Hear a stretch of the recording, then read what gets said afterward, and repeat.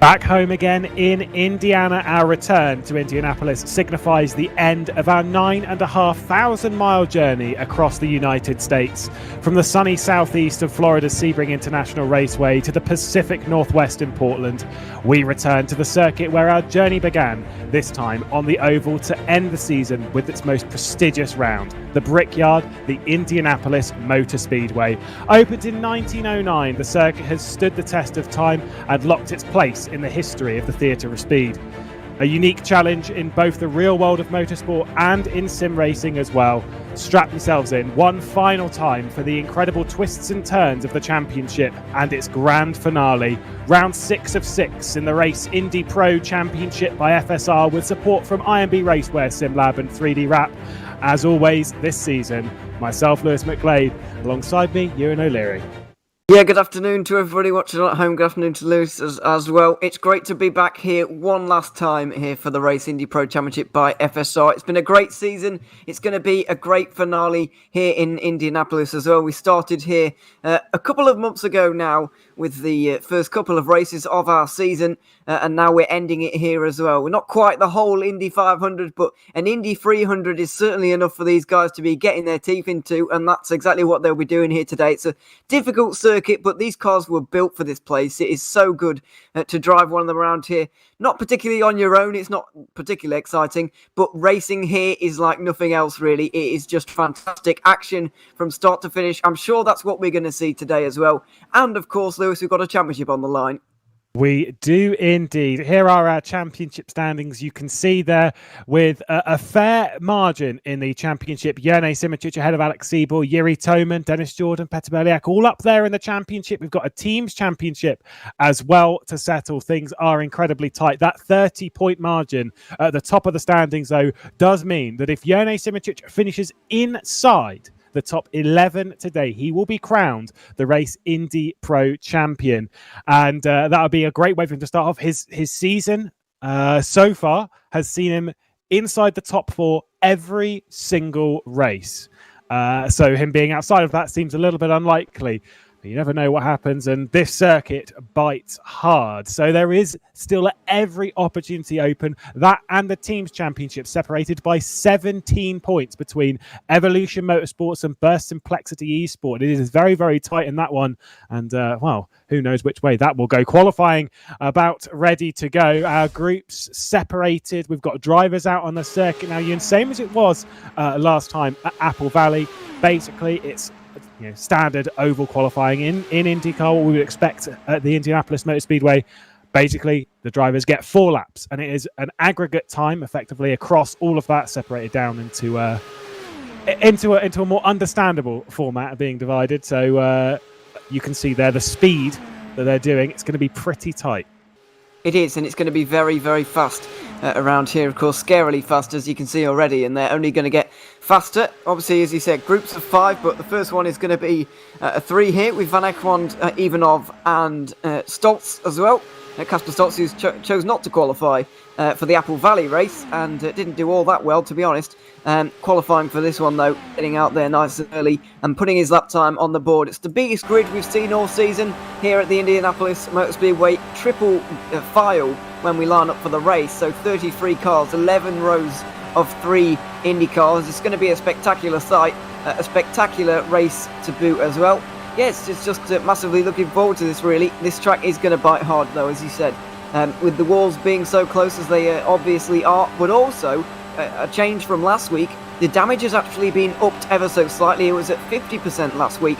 Just to be a little bit more forgiving on these guys, this time we're being a little bit less nice. It's 75% damage, so not the full hog, but it is certainly going to affect these guys. If you go scraping and smacking the walls like we saw a couple of the guys last week, you will not be going very quickly on the straights, and that's obviously going to be very important.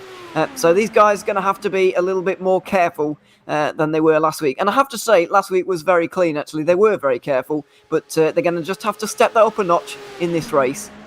Yeah, particularly over the first 70 laps of the running. Oh, there's Stoltzer into the wall on the outside of T3. That was a pretty hard hit that will stop his momentum coming around to complete his 4th lap. So most of his run's already been done, but that time will be hurt indeed from that contact. Obviously, he'll go to the top of the moment, 2:24.6, lost an awful lot on that final lap, and obviously instantly deposed by Viktor Ivanov.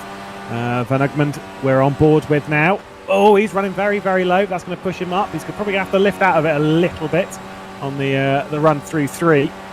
It is a hard race, and with that damage being up, this is why we started on Apple Valley as our first oval, and why we've come here second in the oval side of things, because Apple Valley's a little bit forgiving. You know, if you run wide a little bit through the corner, you run up the road, it's fine. Here, though, no. This track is very unforgiving. You can be slightly wide, it'll push you up into the wall, and you're going to get some big damage. We've got a 33-car grid, though, courtesy of a qualification race to get into this. 6 drivers moved from that into the main race, and then the other drivers were filled out from drivers that you'd know from the IndyPRO series throughout the championships run. So we've got those new drivers. How are they going to play into things, though? We've got a couple of drivers that we're expecting to be incredibly fast, including this man we're on board with here, the Massachusetts native, Rory McDuff, we're on board with to start his run, was the winner of that qualifier race. Keep an eye on the young American. Could be very, very impressive when it comes to the race a little bit later on. Yeah, Americans are obviously very, very good by law. Are very, very good exactly at their. We were joking before the stream that it's kind of the law in America that you have to be good at oval racing, and Rory McDuff is no exception. Fortunately for him, of course. Unfortunately for everybody else, Phil Krause is going to be one to watch in this race, of course, as well.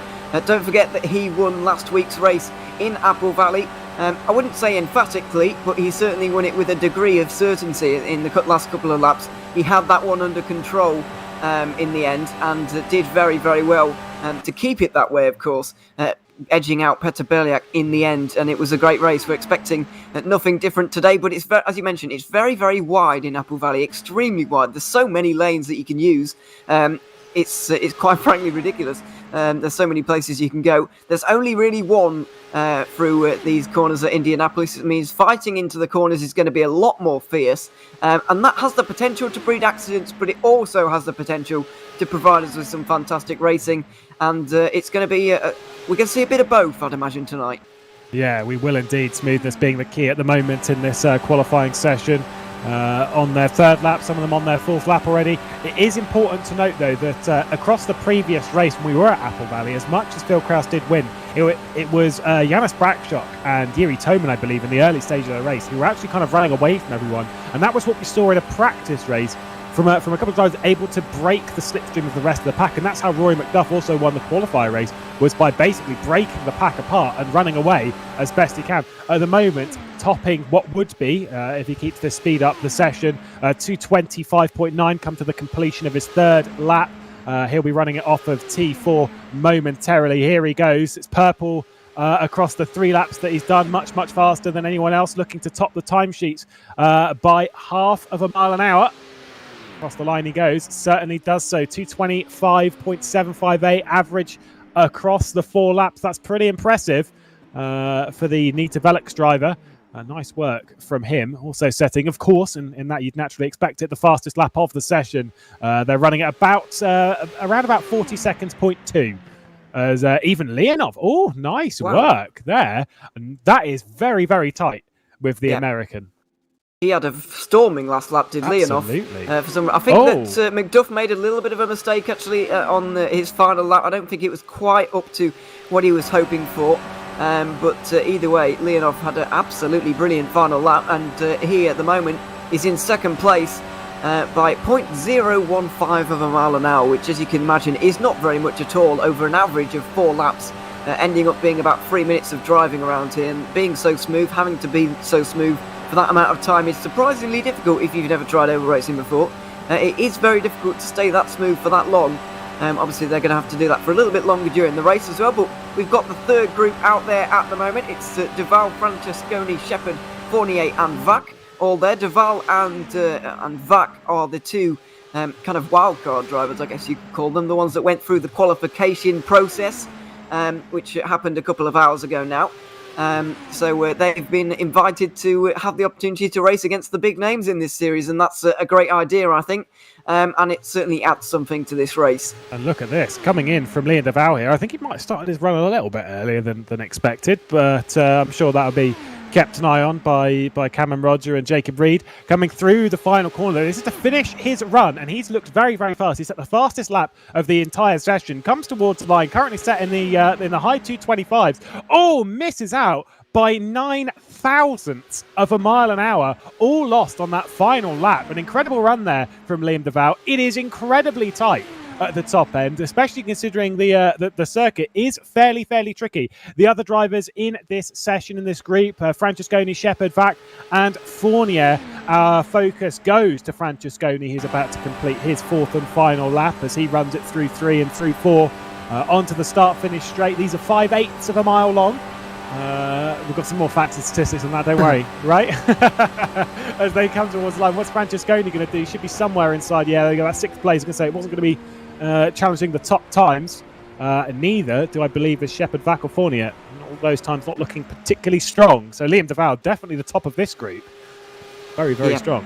Yeah, really good time from him there to just miss out on the provisional pole position, but he's still on the front row along with McDuff and Leonov. As it stands, of course, lot can change in that amount of time as Fournier completes Group 3. It comes over the line now, but it's not looking to be too impressive. He's really struggled on these ovals as Geoffrey Fournier, not particularly his cup of tea, I don't think, I guess you could say. Yeah, a shame to see for him. Either way, we've got Group 4 on now. It's Zoltzuks, Adam Maguire, David Mrocek, Wojciech Polesny, and Eros Mashuli. We're slowly edging our way up the championship order, by the way. Obviously, as we go along, we should be getting the faster and faster drivers. But these standings are mostly based on, for 80%, are based on road course pace. So it's not exactly representative. However, we do get an exciting finale to the qualifying session because we have the championship rivals, championship contenders all coming at the end. Simoncic, Siebel, Toman, Jordan and Berliak are going to be the last ones to go out, and that is going to be very exciting indeed. Good first lap coming in from Eros Mashuli there to 25.534. Just got a message from Rory McDuff, which is actually a very good note and something that I wouldn't really have thought about, and I don't think many of the drivers would have either.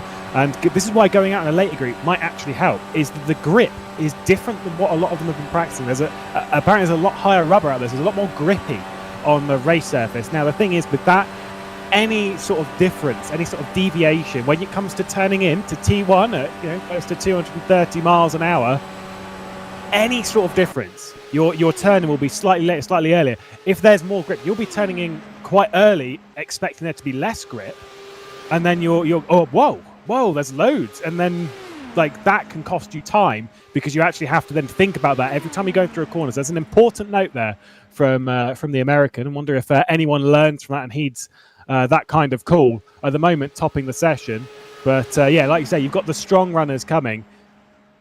The thing is, though, it's an even playing field. A note to those of you that are just tuning in to the Race IndyPRO Championship thus far. Adam Maguire, by the way, set the fastest time of anyone when it comes to an actual timed lap, a single lap. See what he does over his stint, starting his final time. These are fixed setups. It is the same for everyone. No one is running anything different. Everyone is running the same kind of stuff. So it is completely closed off in that sense. And that's what makes things very interesting. And that's why maybe some of the championship protagonists won't be starting as high up as we'd expect. Yeah, that could be very interesting in the race as well, because when you put yourself in the midfield, you put yourself in the danger zone, and that's exactly what a championship contender doesn't want to be in. As Adam Maguire comes over the line now, he's been getting faster and faster throughout this stint. 4th place so far. I'm afraid Eros Mashuli is going the wrong way in this stint. He was doing very well earlier on. Where is he going to be now? Only 10th place. It was looking fantastic for him off the start. A 225.5 initially, but all the way into the 223s by the end. Zoltzuks not looking too bad on the pace, and he was looking pretty good actually last week, but a poor first lap has really done in for him. Yeah, not too many top times in that particular session. But yeah, either way, going back to your point, the championship leaders are really going to want to stay out of that midfield danger zones because lots of weird things can happen at Indy, which make it very interesting to watch for us, but make it an absolute nightmare to manage if you are trying to go for a championship. Yeah, I did an Indy 250 about 5 years ago in this car at the circuit, obviously. And in that sense, we had a choice between, because where we qualified, we'd either start in the mid-pack or we'd start at the back. and myself and Eric Stryan, we decided that we were going to start at the back of the grid because it's less dangerous than starting in the mid-pack. In the back of the grid, you can sort of like come accustomed to the race and sort of build yourself into it. Whereas if you're starting in the mid-pack, you are thrown into it and you are effectively hoping for the best and hoping that no one hits you. Great first lap from Noah Roivers. Just want to point out one thing with Adam Maguire, having set those kind of times and closing in there on Rory McDuff quite a lot. His first lap time, when it came in as laps, was 0.2 of a second slower than the rest of his run. The rest of his run was fairly consistent, but still missed out a little bit. Rory McDuff, his first 3 laps were separated by 8 thousandths of a second. An incredibly consistent opening 3 laps, and that's why he's currently topping the session, having good laps and consistent laps. What's Noah Roivers' second lap going to be as he crosses the line? Oh. It is faster. This is a big lap coming in from Noah Roivers. Massive. Yeah, absolutely huge from him so far. It's been doing really, really well on the first lap. Janis Braxok was actually matching him. They were both going incredibly quickly, but Roivers has just stepped it up a notch in this second lap, and Braxok hasn't really been able to live with him, and it doesn't look like anybody can at this stage. But don't forget that one loss of momentum can really screw the rest of your run, so let's hope for his sake that he keeps it nice and clean for the rest of this lap, and of course the next one, which he still has to complete. This is the completion of lap 3 now. What is it going to be? It's over the line once again, and it's another 226 mile an hour lap time. Absolutely massive for him again. No, he's messed it up right at the end. Turn 1, big hit on the wall, and he's going to drop down the order quite a lot now. Yeah, that is a shame. That's going to cost him potentially even a top 10 starting position. He's going to have to try and run it round. That was a fairly hard hit there into the wall from Noah Roivers. Borja Milan goes to 5th, a 10th and a bit of a mile an hour off of Rory McDuff's time. Let's see what Noah Roivers can do. They were 3 incredibly fast laps to start the run. What is he going to do towards the line? I think it's going to be a top 10 somewhere, but just not sure. Goes to 5th. Oh. So okay, mistake. But big mistake. Janis Braxok goes to 4th. Look at that final few laps from him. That is consistency personified. Yeah, that was really, really good from Braxok in terms of the consistency. McDuff and Braxok have probably been the best, and that's really what you need over a race. You can't be doing really fast laps and really slow ones. It's like a road course, really, in that respect. There's nothing that changes there, but obviously the difference with an oval is that it really hurts your momentum when you make a mistake, so they tend to be even a little bit more costly. But yeah, I think we all know Roivers was on course for a huge pole position there, and he just messed up one corner, and it can all go away from you because less than a 10th of a mile an hour was separating him from pole position there. And that was a big mistake, so he would have been able to get pole quite easily if he hadn't made it, but of course he did, and he's going to have to live with that now as we've got the next few times coming in. It's going to be Costa, Terzic, Hoyer, Kraus and Stefanko all lining up now, and we'll see what these first couple of times have got to offer for us. They look very fast, of course. Kraus they all look really fast actually so far. Stefanko about to come across the line, but these 4 so far looking really, really good. I think Terzic might have just grinded the wall on the exit of T1. Of course, we're now into the meaty part of it. Our championship protagonists, our race winner, as you can see on our screen, Phil Kraus, race winner from Apple Valley just a week ago, taking his first win in the race IndyPRO Championship by FSR. A great run from him to take that victory. Whether he's going to back that up and go back-to-back, we'll have to wait and see. When it comes to the Teams Championship, massive lap from Ricardo Costa, who's impressed throughout this season. Alan Terzic is fairly out of it, to be honest, when it comes to the Drivers' Championship. He does still have 2 teammates here, though only one of them scoring points, and that's Kasper Stolzer. But he does also have Jordi Zveers also on the grid, who's qualified in 12th place. They are effectively teammates in all of this. When it comes to the Teams Championship, though, keep your eye on the likes of Michi Hoyer, on the likes of Jone Simoncic, Dennis Jordan, and Alex Siebel. They're all battling out when it comes to the Team Championship. More on that when we get into the race. This is a big few laps coming in from Ricardo Costa, Phil Kraus, and Michi Hoyer. Stefanko's also not too far off. Alan Terzic is kind of struggling a little bit when it comes to speed, so he definitely did grind that wall on the outside of 1. Our focus on Stefanko, race winner earlier in the season at this circuit when we did the road course, when we did the feature race. Both Williams esports drivers were victorious here. We'll see if he can do the same thing. It's been a very, very unlucky season, suffered with a few disconnections, has Stefanko. Still looking pretty good for Costa. Is he going to be able to top the session? McDuff has survived a few groups. Is he going to be able to survive another one coming out of the final corner? Let's see what they do. Ricardo Costa, we're on board with now, potentially going on to pole position, but I think his penultimate lap kind of made him struggle a little bit, and it's only good enough for Knight. This is not a good final lap. Can anyone else do it in this group? Michi Hoyer's coming round now, goes to 5th place. Oh, Phil Kraus, only 9th. Ricardo Costa and Alan Terzic, 11th and 12th. Martin Stefanko, what can he do? He's just coming out of the final corner now on the run to the start-finish line to finish his run. Only good enough for 8th. Rory McDuff survives yet another group. Wow, that is pretty incredible, and it's just putting into perspective now, really more and more, that Rory McDuff's time is absolutely incredible, and it's going to take something pretty incredible to actually topple him at the moment. We've got 5 really, really competent drivers as well to actually do it. So let's hope for their sake that they can, but McDuff is going to be having everything crossed at the moment, hoping that they don't. Just one more word on Alan Terzic, by the way, not the best qualifying for him, and it's going to get even worse as well when we get to the grid order, because he's got a 6th place grid penalty for today's race. Yes, he certainly does. I believe it was to do with jumping one of the starts or something. That was a big, big snap from Jone Simicic coming through T3 through 4 and then out onto the start finish to complete his first lap. Decent times coming in from Dennis Jordan, Jiri Toman, Berliak and Siebel all a little bit off. Simicic is right on the money when it comes to a potential pole position. Who is going to deny Rory McDuff? Can anyone from this group do? When they did the pre-season test months ago now, I believe it was at Apple Valley, the battle for the victory in the preseason test was between one Mr. Rory McDuff and one Mr. Jerne Simicic, and it looks like we could be up for the same kind of treat today. Not a great run coming in from Alex Siebel. Berliak also way off. Ooh. That is a great time from Dennis Jordan, though.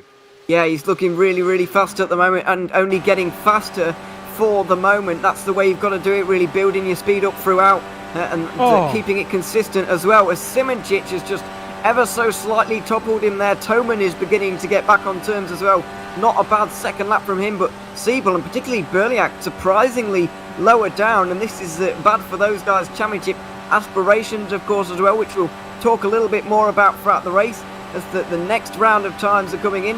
The lap 3 completions now actually happening on our screen. Siebel 25.5. Jordan still going really, really fast indeed at 225.9 miles an hour at the moment.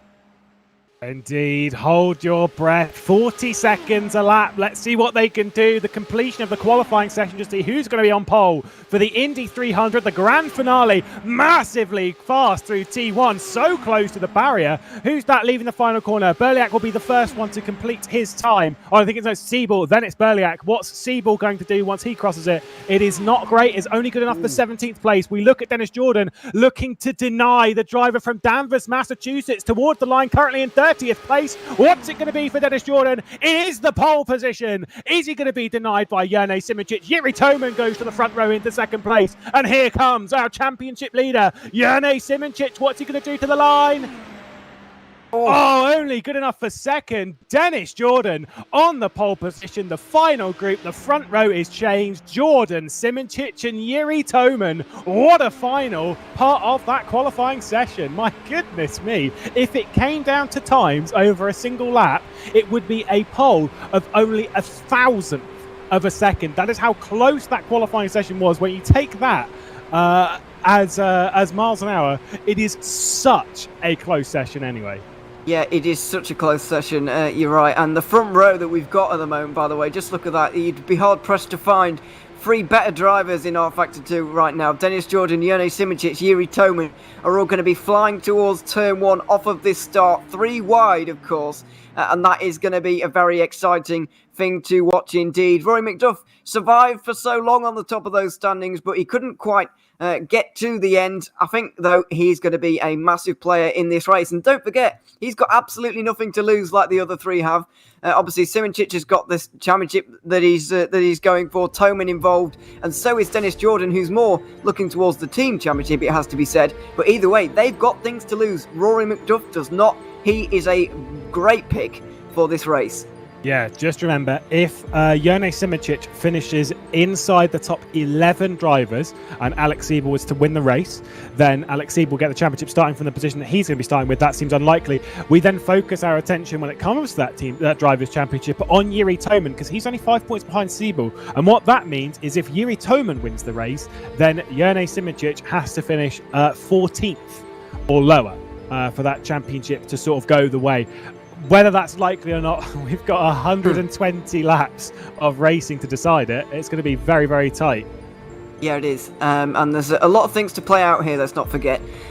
Because Indianapolis is just weird in the way that it races, really. So many things can go wrong. And how many times have we seen it in real life with the Indy 500? The fastest car sometimes doesn't win because it gets taken out. It gets some kind of strategic abnormality that kind of takes it out of contention. And sometimes it even comes down to a fuel race as well. We could see the same thing today. They've got fuel mixes that they can use to save fuel while they're out there. I appreciate that it's difficult to save fuel on a circuit where you're pretty much flat out for the entirety of the lap around here. But you've got the draft, don't forget. And obviously you've got those fuel mixes as well to try and save a bit of fuel. And it could come down to that if we've got an extensively green end to the race. You never really know. We are going to see cautions. We are going to see action. And we're going to see a very exciting race. We certainly will. Before that, though, it's the time for the grand finale in the Race IndyPRO Championship by FSR. Before we get to the race, though, let's take ourselves a quick break.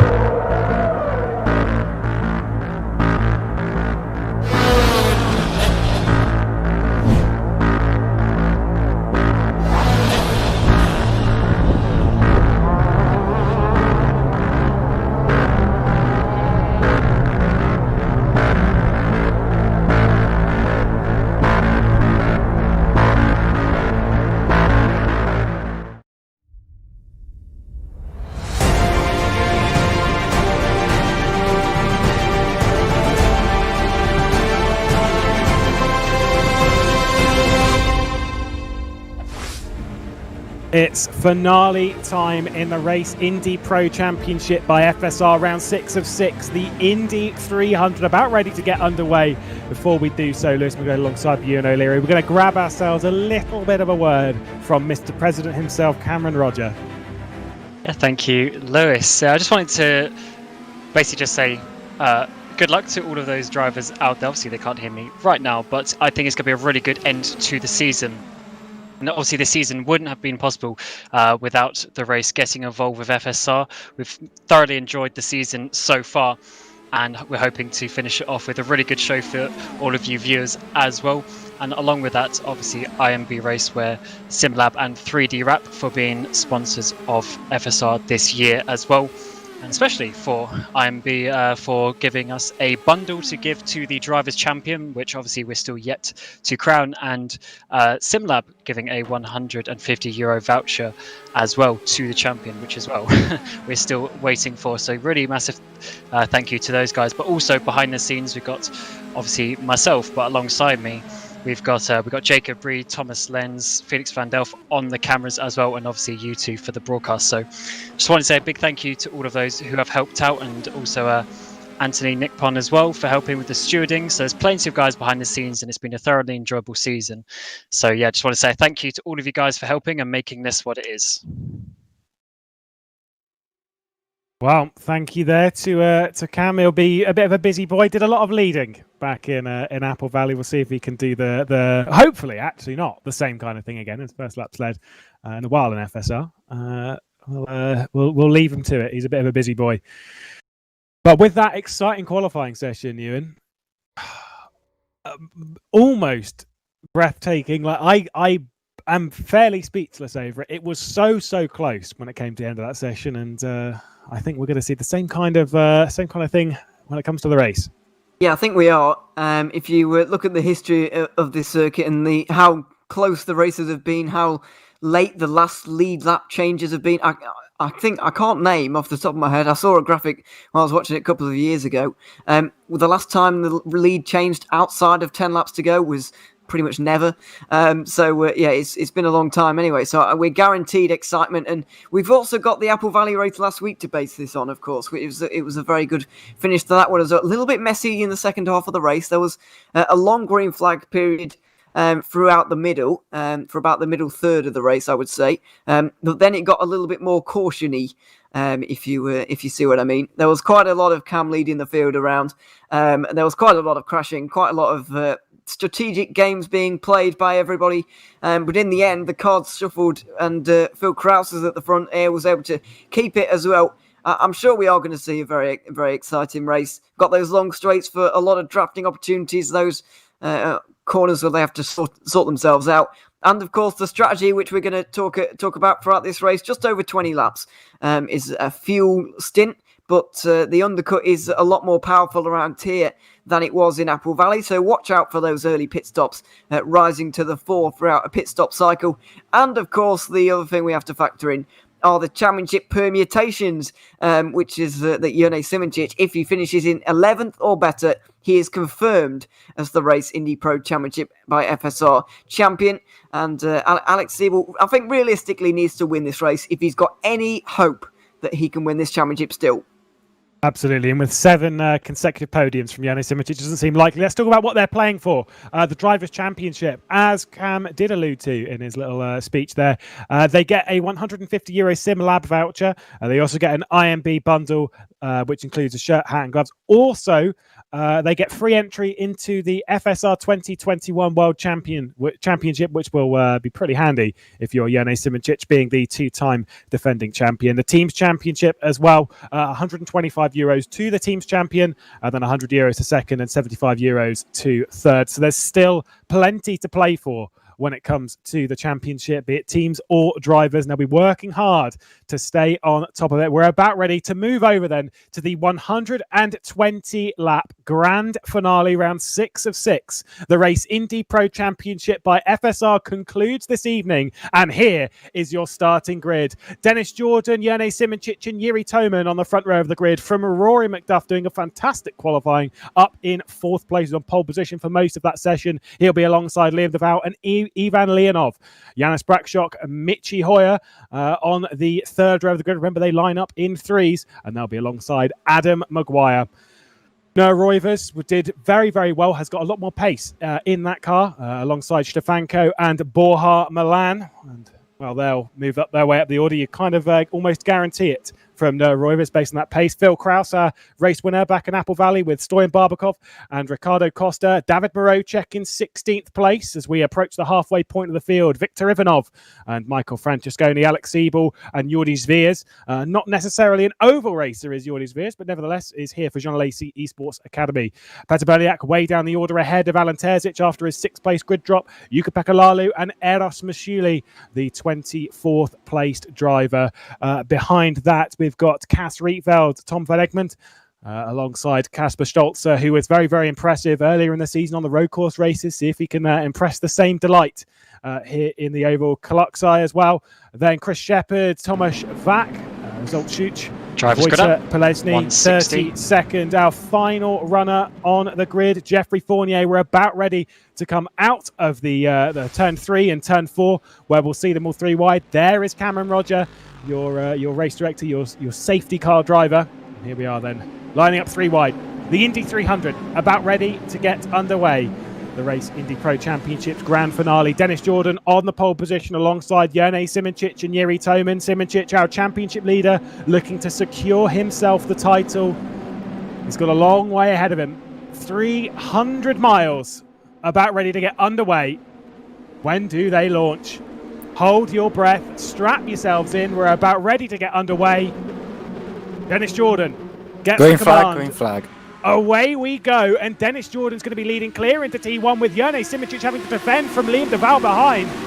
Rory McDuff has been swallowed up by the pack a little bit there, and so is even Leonov. They're side by side through T1. There's a massive crash in the background. Huge crash to start us off here. We'll be straight under caution. Oh, that is not the way we wanted to start. No, it's not, and it was somewhat inevitable with a 3-wide start there, and we've unfortunately come to blows there. Not entirely sure who's involved, but Berliak looks like he has been caught up in it. So has Ricardo Costa, who's dropped all the way down the order. We'll get a replay in a moment to try and unpiece what happened there, but it's going to be very difficult Pits are close, indeed. but you can come round and catch me up. I'm waiting out turn 2, but just do so safely in a single file. We've got a little bit of a battle here between Roy McDuff and Liam DeVal to see who was in what position.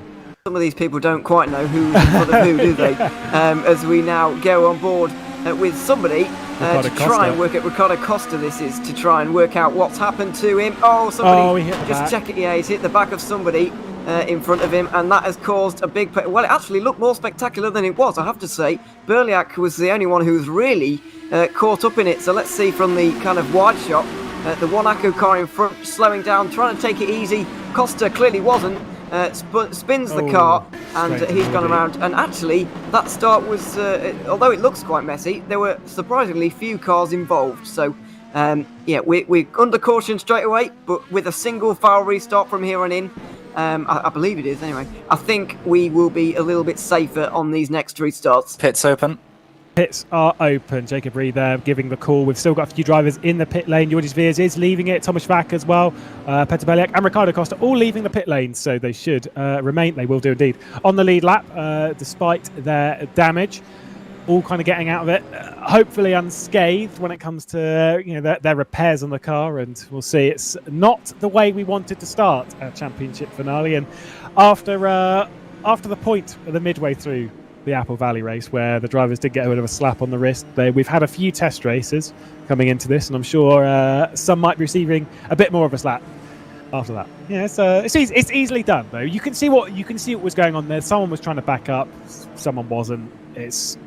It is immensely tricky doing a 3-wide start into turn 1.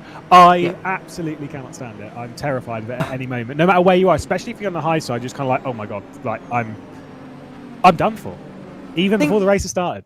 I think it kind of shows that you need to go into that 3-wide start and into any really restart with intent rather than being scared, because whoever that was in front of Ricardo Costa, I still haven't quite worked out who it was actually, but it's somebody from Monaco. Which one was it? I think it was Chris Shepherd. I like it. I don't know quite. It might have been Chris Shepherd, but it just shows that you can't really go into these tentatively lifting off at the end of the next lap. You can't go into them tentatively lifting off all the time, because somebody's going to hit the back of you. You need to go in with intent, with purpose, and you're less likely to get caught up in something. But interestingly, on that time around, Boya Milan came into the pit lane for a presumably 1 lap top up on fuel, and Eros Mashuli is also into the pit lane now as well.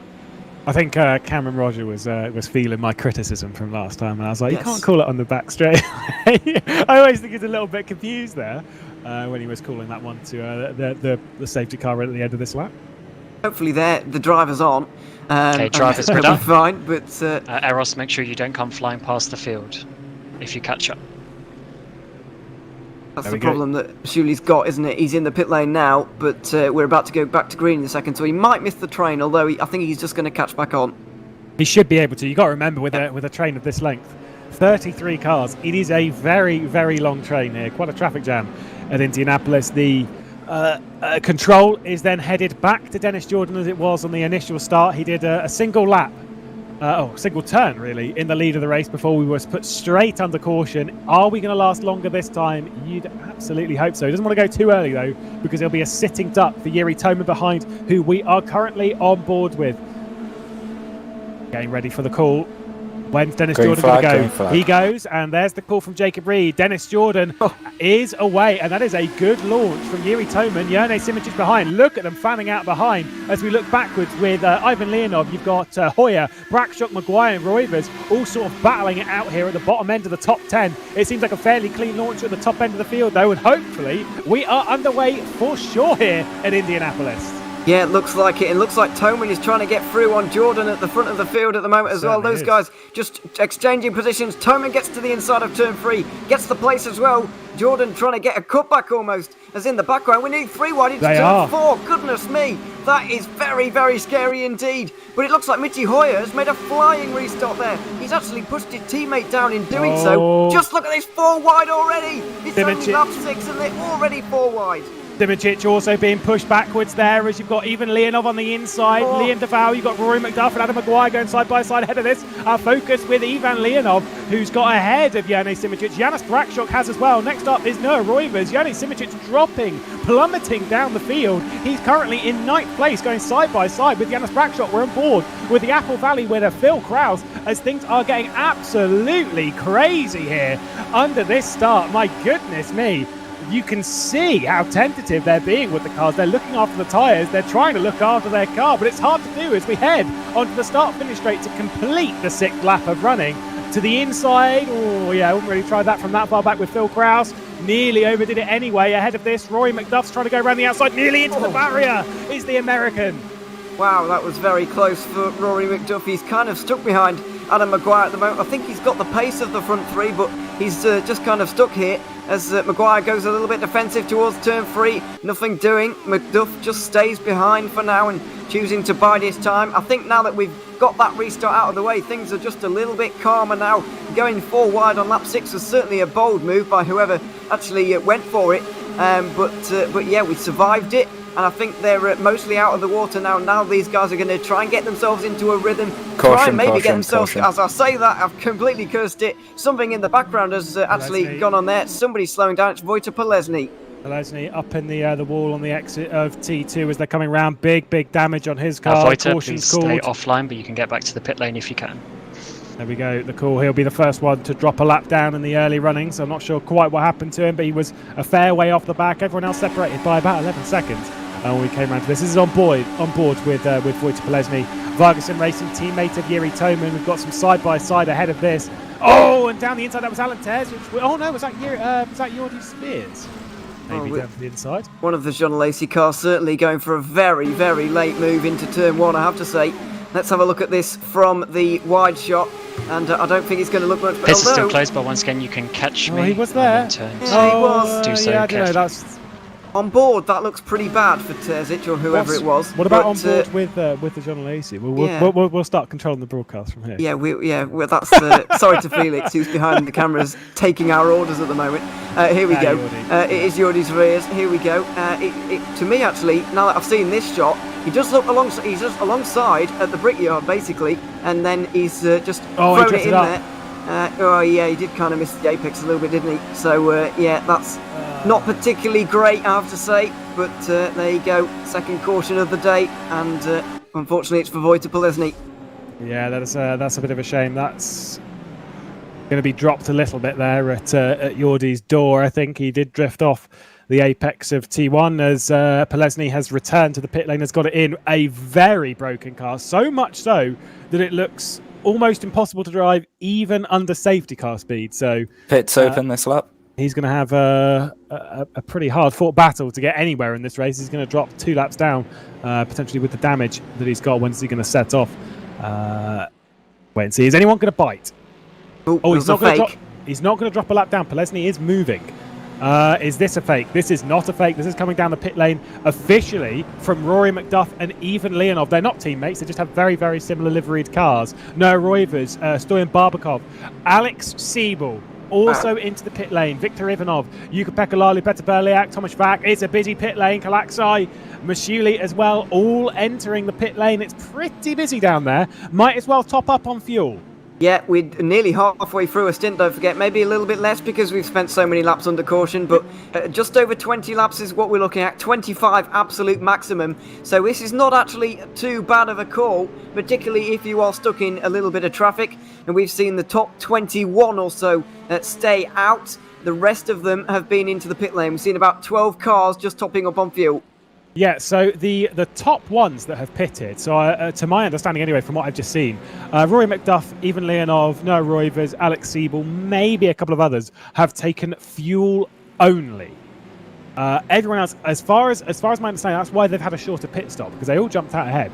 As far as my understanding is the rest of them have taken fuel and tyres.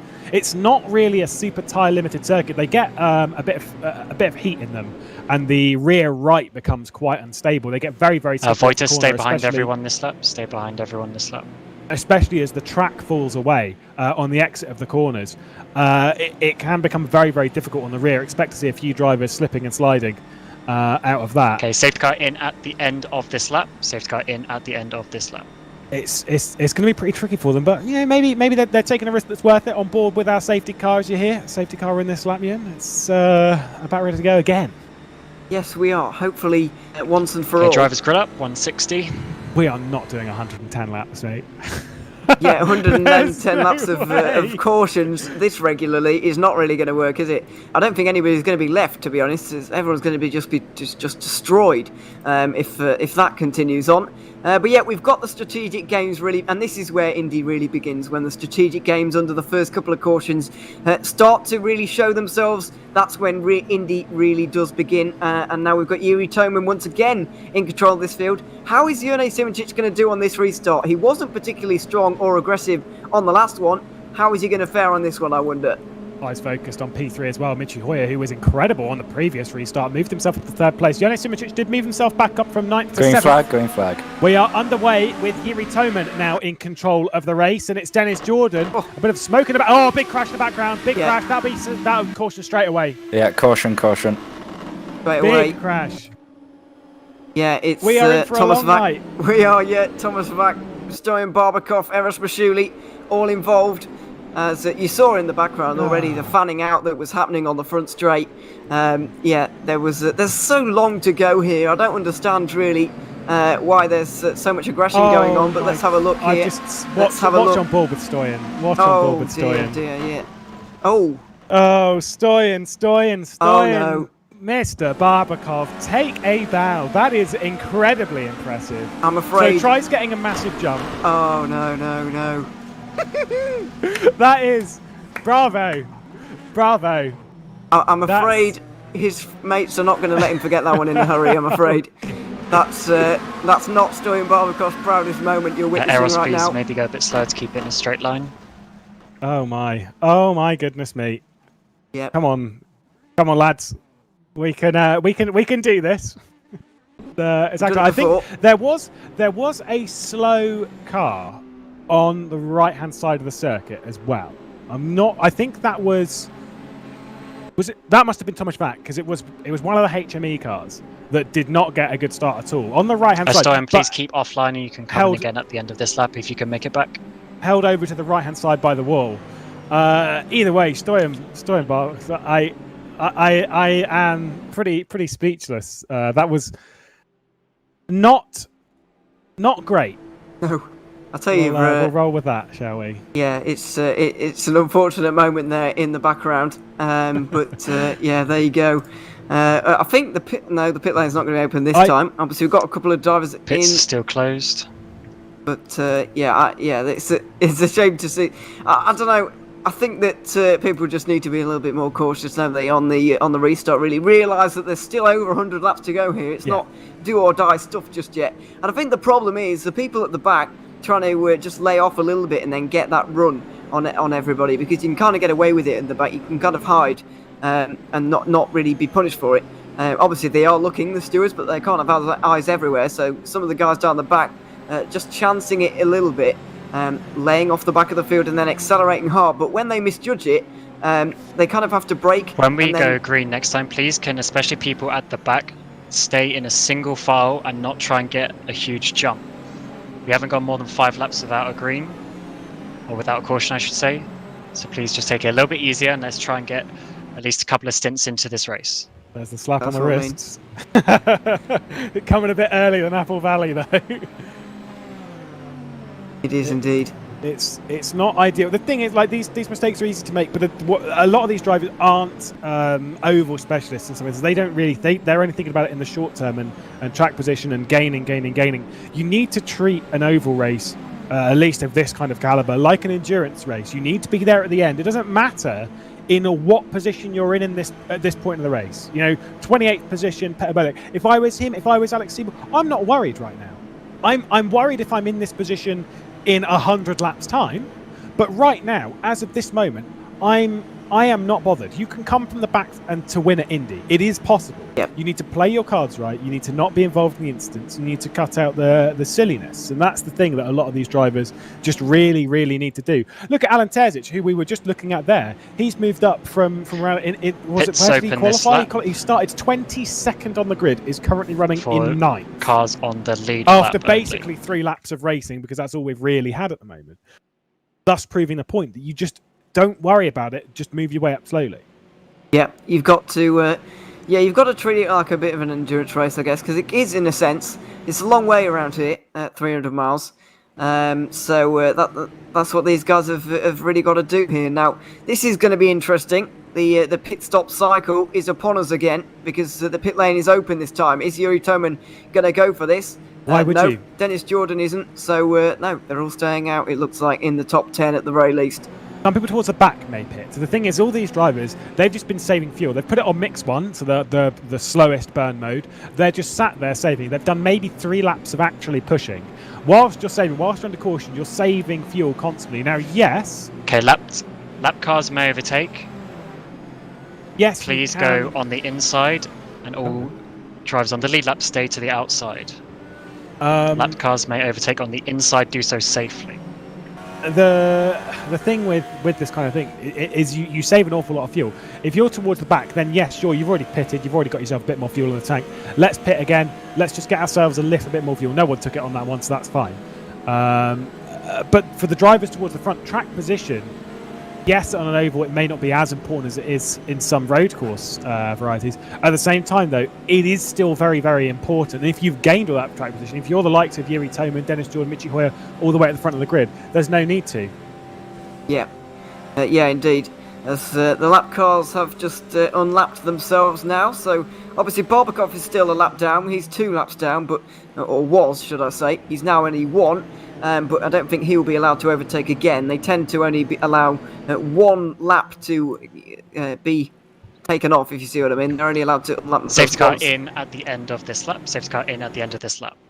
Yeah, so safety car is in then, and let's hope that we get a bit of a cleaner restart, a bit of a cleaner start, and we can get a proper stint going.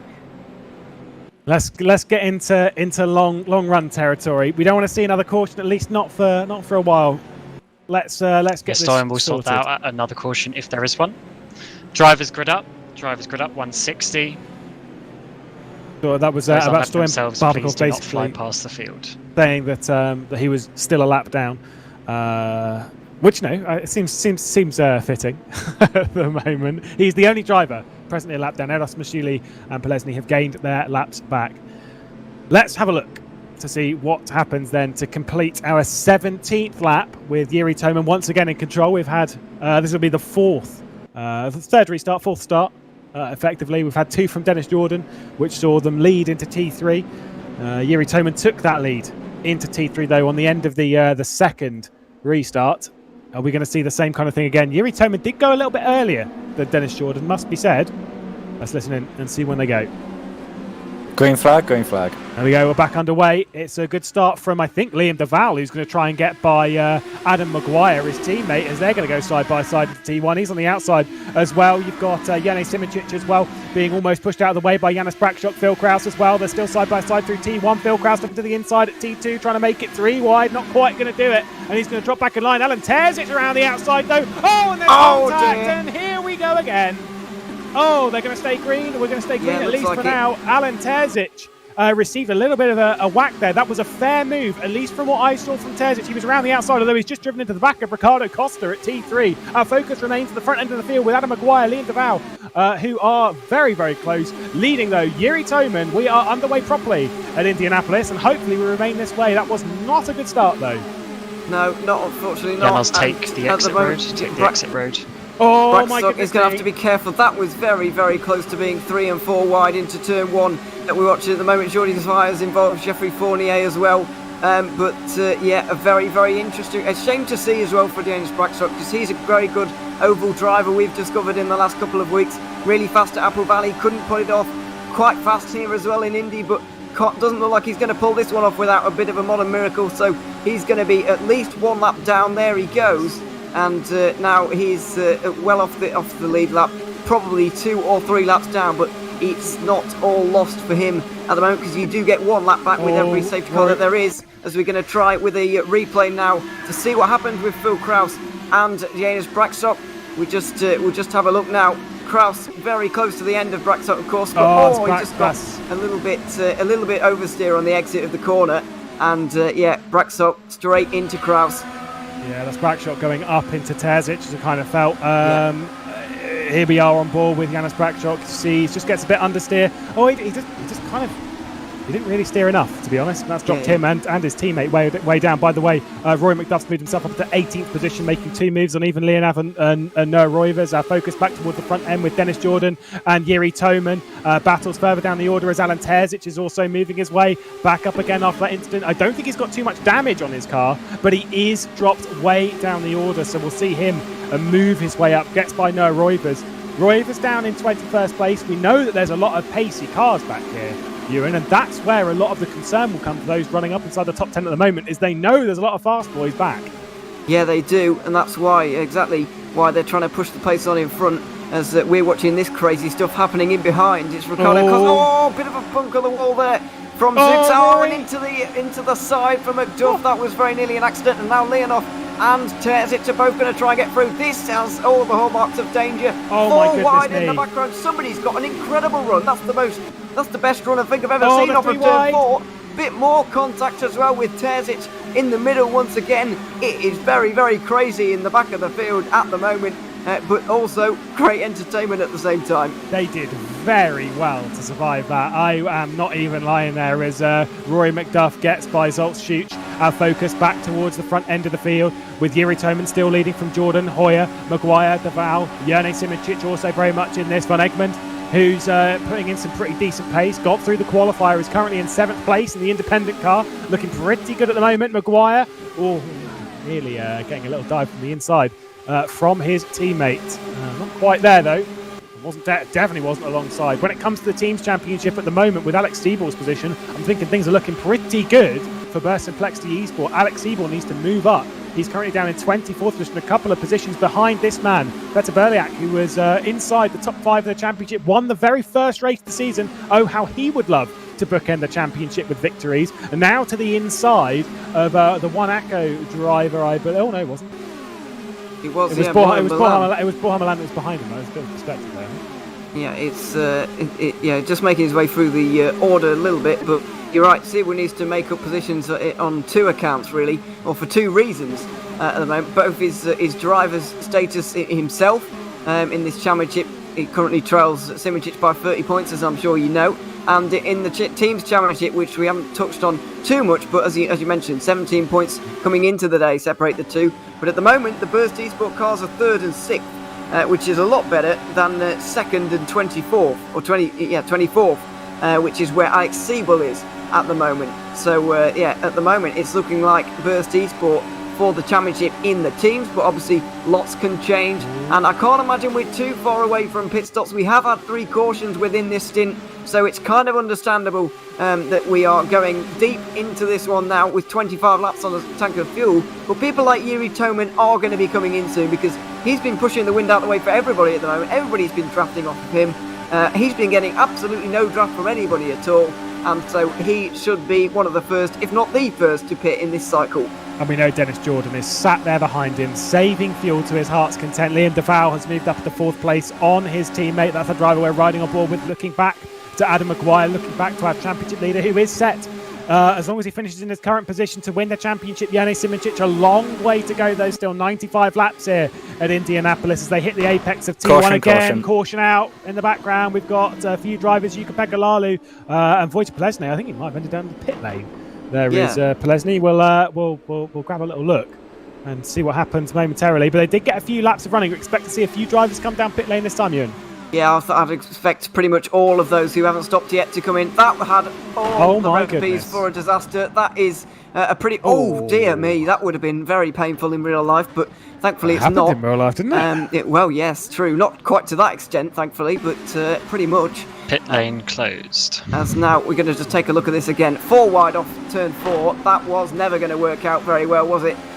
So let's try and piece together whose fault this was. I think that's going to be a bit of a messy one, really. Ivanov kind of drifted up into the car on the outside of him, but it was always going to end in accident, I think, going 4 wide. Let's just take another look.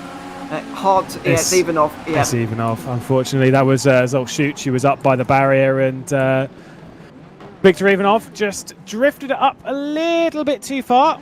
And by a little bit too far, I mean quite far, and then a massive incident ensues.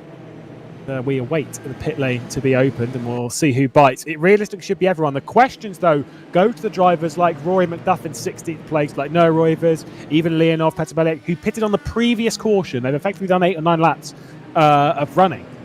Oh. Are they going to pit again? Did you see that, by the way, from Yuri Tomin slowing the field right down so that his teammate Wojtek Polesny could get out the pit lane without losing a lap? Wojtek goes to the outside of me, turn 4. Pit lane is open for lead lap cars. So Cam's not bothering waiting for them anymore. He's driving himself for the moment. Yeah, he's loving leading life at FSR. Yep, Wojtek go past me. Yeah, there you go. Wojtek go past me. This was where things got a bit interesting last time. Pit lane is open in Apple Valley, as they're all going to get ready to come down pit lane. Was when we went under caution in Apple Valley, there was a massive crash. Dennis Jordan was involved, as everyone sort of closed up as they literally. That was pretty dodgy there. I think he might have got close to everybody's speeding. In. Yeah, literally everyone. Oh, this is a busy pit lane. Wow, this is a busy pit lane. Oh my goodness me! Stoyan Barbakov and Janis Brakshock are the 2 not pitting. This be easy when pulling away. Loads of cars in the pit lane.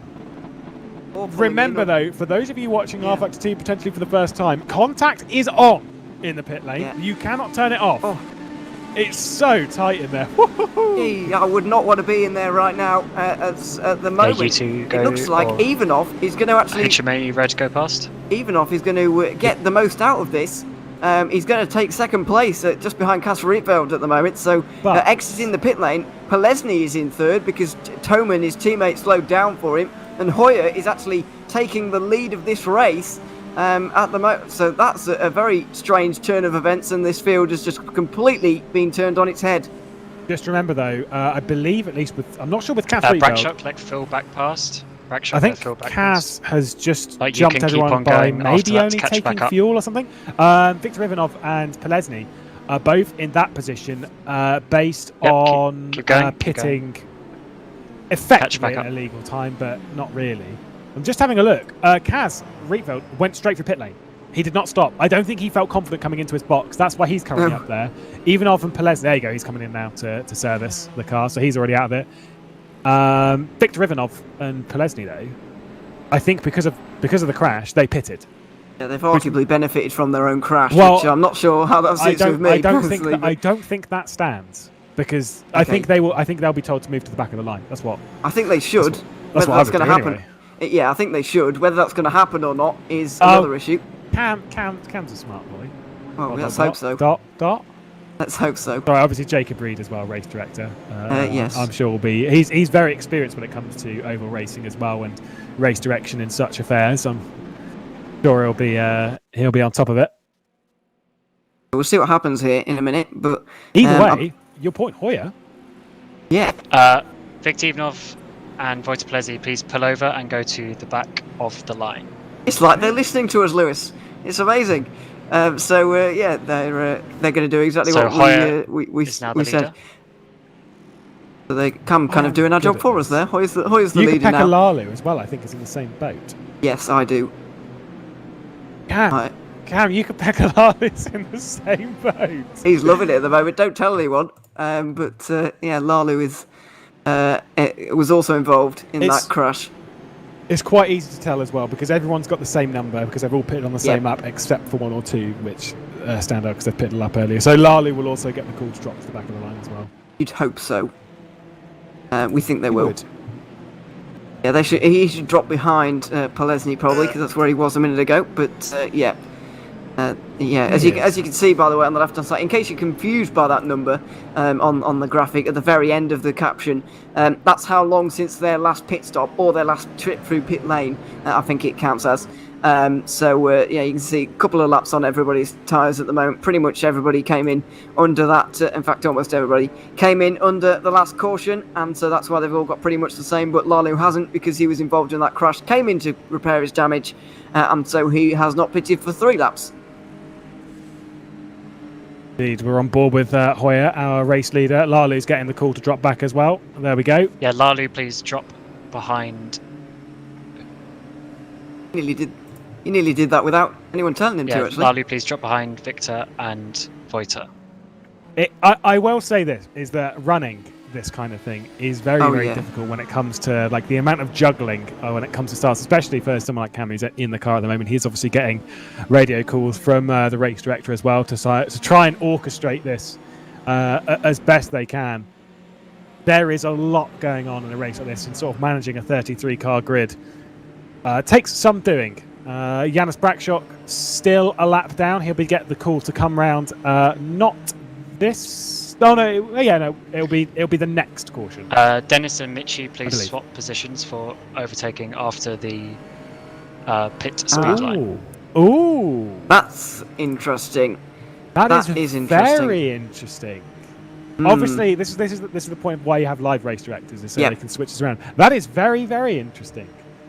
I didn't spot that, I have to say, on the first time around, but must have been exit, I think, because Jordan was in front of Hoyer before. Please come and unlap yourself. Janis Brakshock. Go to the inside, everyone else stay on the outside. We'll try and get a replay, because here we go. Very curious to see. We're on board with Mitchie Hoyer on a very, very busy pit lane. Yep. And let's see, that was Cass Rietveld who went through. Oh, that was very close. That Rory McDuff. Whoa! That was really losing that stuff there. Okay, so they're side by side. Oh, yes. Jordan gets it at the line, but Hoyer accelerates away. Because when you're in that box, by the way, Dennis Jordan, who actually was right up the front and qualified higher up, you get that box further towards the end. You don't actually get up to pit lane speed when you hit the line. So that's how that kind of thing can happen. But like you said, Lewis, that's why we have live stewards, so that we can get Jordan in front of Hoyer on that occasion, because that is the correct thing to do. Okay, guys, thank you for your cooperation with that. We're just sorting out the pack. So we'll come in at the end of the next lap. So one more lap after this. I thought that was going to be the case, that they were going to let Janis Brakshock get through, unless it was going to be a super late call again. Then we're going to catch Janis Brakshock halfway through. It would have been hilarious, although very, very silly. So this time, getting the call to come round, they'll do one more lap under the safety car, and then we'll be back underway here at Indianapolis. Hopefully, we'll get some decent running again. Let's be smart, lads. The main issue is, in a sense, with how crashes work and then the repairing and stuff. When we get, we've still got all 33 runners, and that sounds really silly. We've still got all 33 runners. They're all on the lead lap, so effectively, it's like the highest percentage chance for a massive crash. Yes, because there's 33 of them. All piling into turn 1 in a minute, so hopefully they remember. Well, yeah, that's what I mean. Hopefully not piling, but they've got to remember there's still over 2/3 of this race to go yet, and they don't need to be piling, as I said, into drivers turn grid 1. Up 160. Drivers grid up 160. Right. Please keep in a nice single file line. Control returning the way of Dennis Jordan. Ahead now of Mitchie Hoyer. After that, it was very, very tight in the line, but they would have looked at as to who crossed the line first and whatever, and it was the way of Dennis Jordan. And so returns to the lead here at Indianapolis, the Indy 300. Janis Simracers now in 5th place, looking set to complete, finishing in the top 5 every race of the season. He'd like to go one step further and then finish 4th every race of the season, or even a step further than that, and be on the podium 8 consecutive times in the race IndyPRO Championship by FSR. But Dennis Jordan then leading the way, as he did on the initial restart of the day a fair while ago. Mind, a few cautions under our belt, a quarter of the way done. Green flag, green flag. And we're back underway and Dennis Jordan's leading from Michi Hoyer with Liam DeVal, I believe, with the best start. Looking to the inside into T1. There was no real way through. Our focus returns to Chris Shepherd, who's inside the top 10. Rory McDuff around the outside. Ho, ho, ho. He's going to be brave to do that, and I think he may well do so. Dropping further back, Jordi Smears on the inside. No, they've carried the momentum. Rory McDuff's moving his way. He's already up into 8th place. The speedy American underway rapidly here at Indianapolis. Oh my goodness me, Michi Hoyer was pinching to the inside as Liam DeVal moves up into 2nd position. This is glorious for Dennis Jordan, who's trying to clear off into the distance. Liam DeVal from Michi Hoyer, Yuri Toman, Jerne Simicic all battling it out. We're on board with Simicic, our championship leader. It is tight stuff to end the first lap. Back underway, it's Dennis Jordan leading. It is once again. Liam DeVal's putting in such a great drive this evening, by the way. He's doing absolutely fantastically in 2nd place. And Michi Hoyer kind of stacking up everybody behind, including into his teammate at the moment, Jerne Simicic. This is what's going on because of his train. Rory McDuff trying to fight off Chris Shepherd and Georgie Fires at the moment, all getting very close as they run on the back straight once again. They all fan out 2 and 3 wide, but no move being made. That was a big squeeze on Zwiers, but oh my goodness, right round the outside. Peter Berger didn't even realise that was happening, but there you go, using the high line to his advantage. Everybody tends to stack up on the inside of these corners, so actually the inside line can play into its own as we're trying to go 3 wide into turn 1, but not quite. I think that was Noah Roivers or even Leonov, it was Leonov, sorry, trying to get up the inside of Costa. Fortunately realised that was not the smartest thing to do, and there was another bit of a touch on the exit of turn 2 as well. Yeah, no, Roivers nearly dropped back massively into the pack as Ricardo Costa's on the back end of him. We look further up the order as Dennis Jordan has now dropped back behind Liam DeVal. DeVal to the race lead. What a start he's had. You were saying about his pace looking pretty good. It certainly is. Dennis Jordan won't mind too much about being in 2nd place. Let's see what he does. We ride on board with, lifts out of it, saves fuel, coasts a little bit into the corner to gather himself that little bit extra fuel. Liam DeVal hits the front at Indianapolis. He does indeed, and very deserved as well, the way he's driven these first few laps and played these cautions to perfection so far. Now, obviously, he's on the same strategy as pretty much everybody at the moment. It's been a bit of a reset as the last caution, and so now everybody's just running in a bit of a line. I think Liam DeVal is more than happy to lead this race at the moment, and Jordan is more than happy to stick in 2nd, so they've reached a nice equilibrium out front at the moment, but these guys really haven't. The top 10 are running away, then 11th on down is all the crazy battling into the wall ever so slightly for Chris Shepherd, who's now starting to lose a bit of momentum on this straight, and it could be 3 wide with 2 of the Monaco cars into turn 1, maybe, not quite. On board with Costa, trying to make it work, but he's on the inside of Egmond at the moment. He's actually got through there, and Leonov and himself are battling just a little bit behind this camera shot, but yeah, there they are on the exit of turn 2. It looks like at the front they've all kind of settled down a little bit, but further back it is a little bit more chaos is beginning to happen.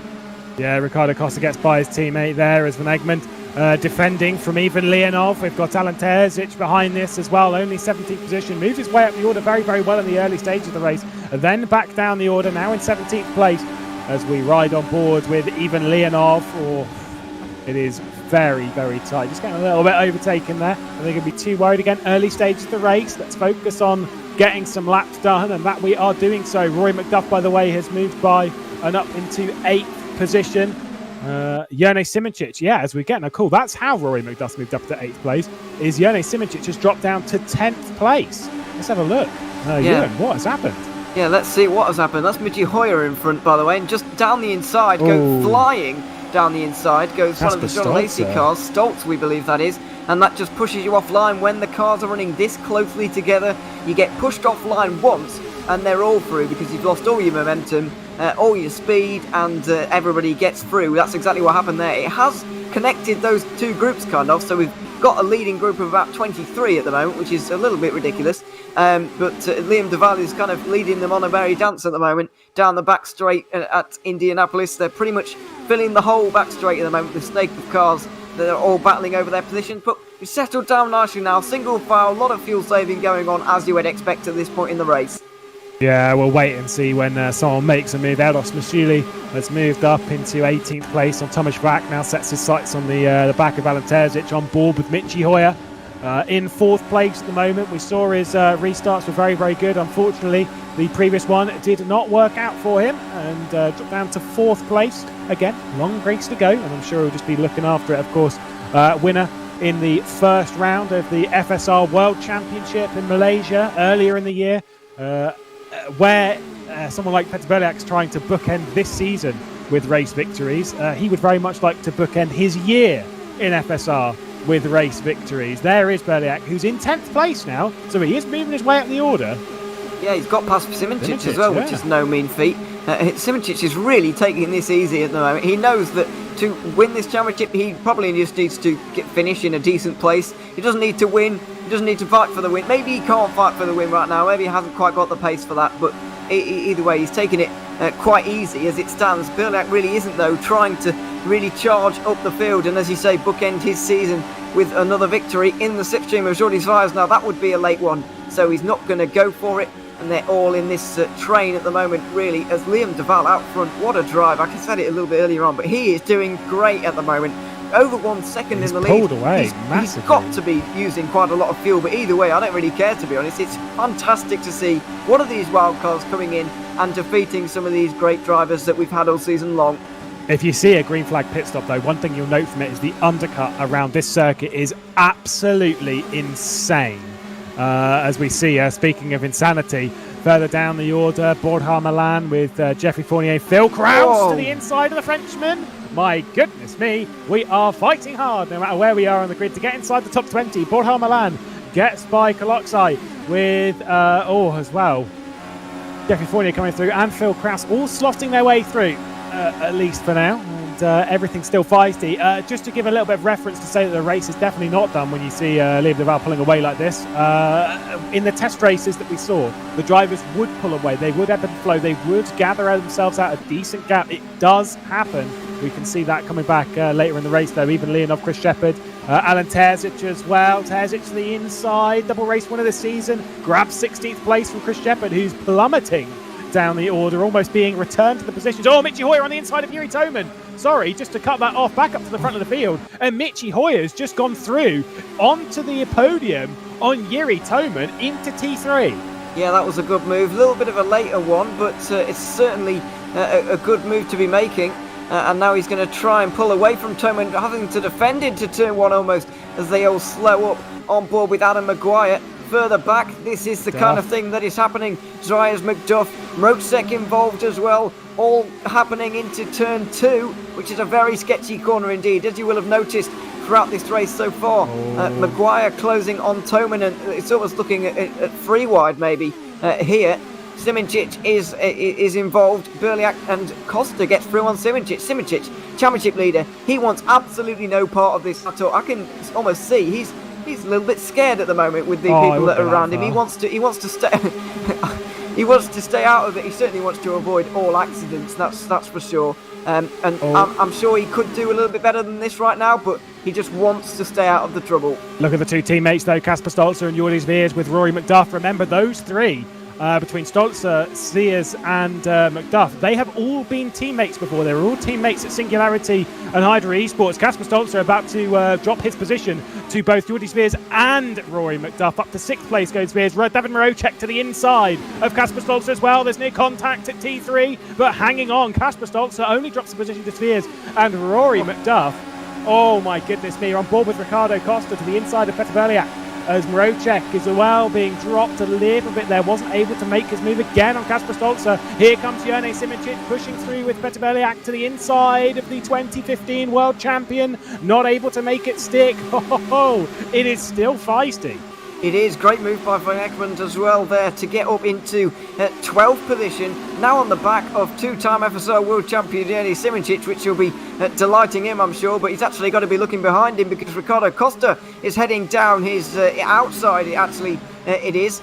And he's actually got that move done. It's very, very close as there's a lot of understeer going on into different cars. Mozek, Berliak and Stolz are also running very close on the exit of turn 4. Simicic. And these three are... Oh, that's very close as Simicic tries to get involved but doesn't want to take it free wide for the moment. Costa might go to the outside of Simicic, decides not to.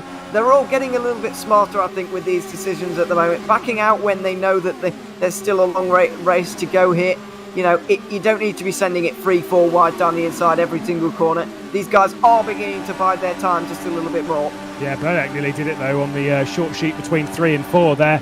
Very, very close. We head into 3. There's contact between Van Egmond and Ricardo Costa. Behind this, it was only a touch, but a pretty sizable touch. And when you're going 225 mile an hour into the apex of T3, you do not want small touches. Behind Van Egmond, you've got Noah Roivers, even Leonov, and Alan Terzic, who's literally just sat there saving fuel. Jene Simicic has just gained 10th place on Peter Berliak ahead of this as well. To the inside at T1, slots the position up, gets in behind Kasper Stolzer, and to 10th place back inside the top 10 is Jene Simicic. Yeah, he's done a great job there, starting to make a little bit more progress, and he's actually getting himself out of the craziness in the midfield. I think he was dropping so far back, trying so hard to stay out of the trouble. He was actually putting himself into the trouble when he wanted to actually avoid it, if you see what I mean. So he's slightly got ahead of that now. There's less Stoltz and Berliak to kind of deal with the craziness that is that battle around the top 10 kind of area. Costa is now trying to make a move, and now we're 3 wide. Up the inside goes Noah Roivers, showed some great pace in qualifying, showing some great pace now as well. Side by side between the two of them. Costa holds his own on the outside. Haven't seen that happen too often tonight so far, and he's actually retained his position. Good battling down here in the field though. There's good battling everywhere. Now we've got this race underway. We are seeing some fantastic stuff on board with Terzic, who's just effectively getting into the slipstream and saving fuel. He'll gain through the corners whilst everyone backs up. Constantina's just a little bit. The gap for the race lead continuing to grow as Liam de Waal running away with things at the front end of the field to complete his 23rd lap of the stint. A reminder that we're expecting stint lengths to be around the sort of 20 to 25 lap as Terzic is about to drop a position to Thomas Bach.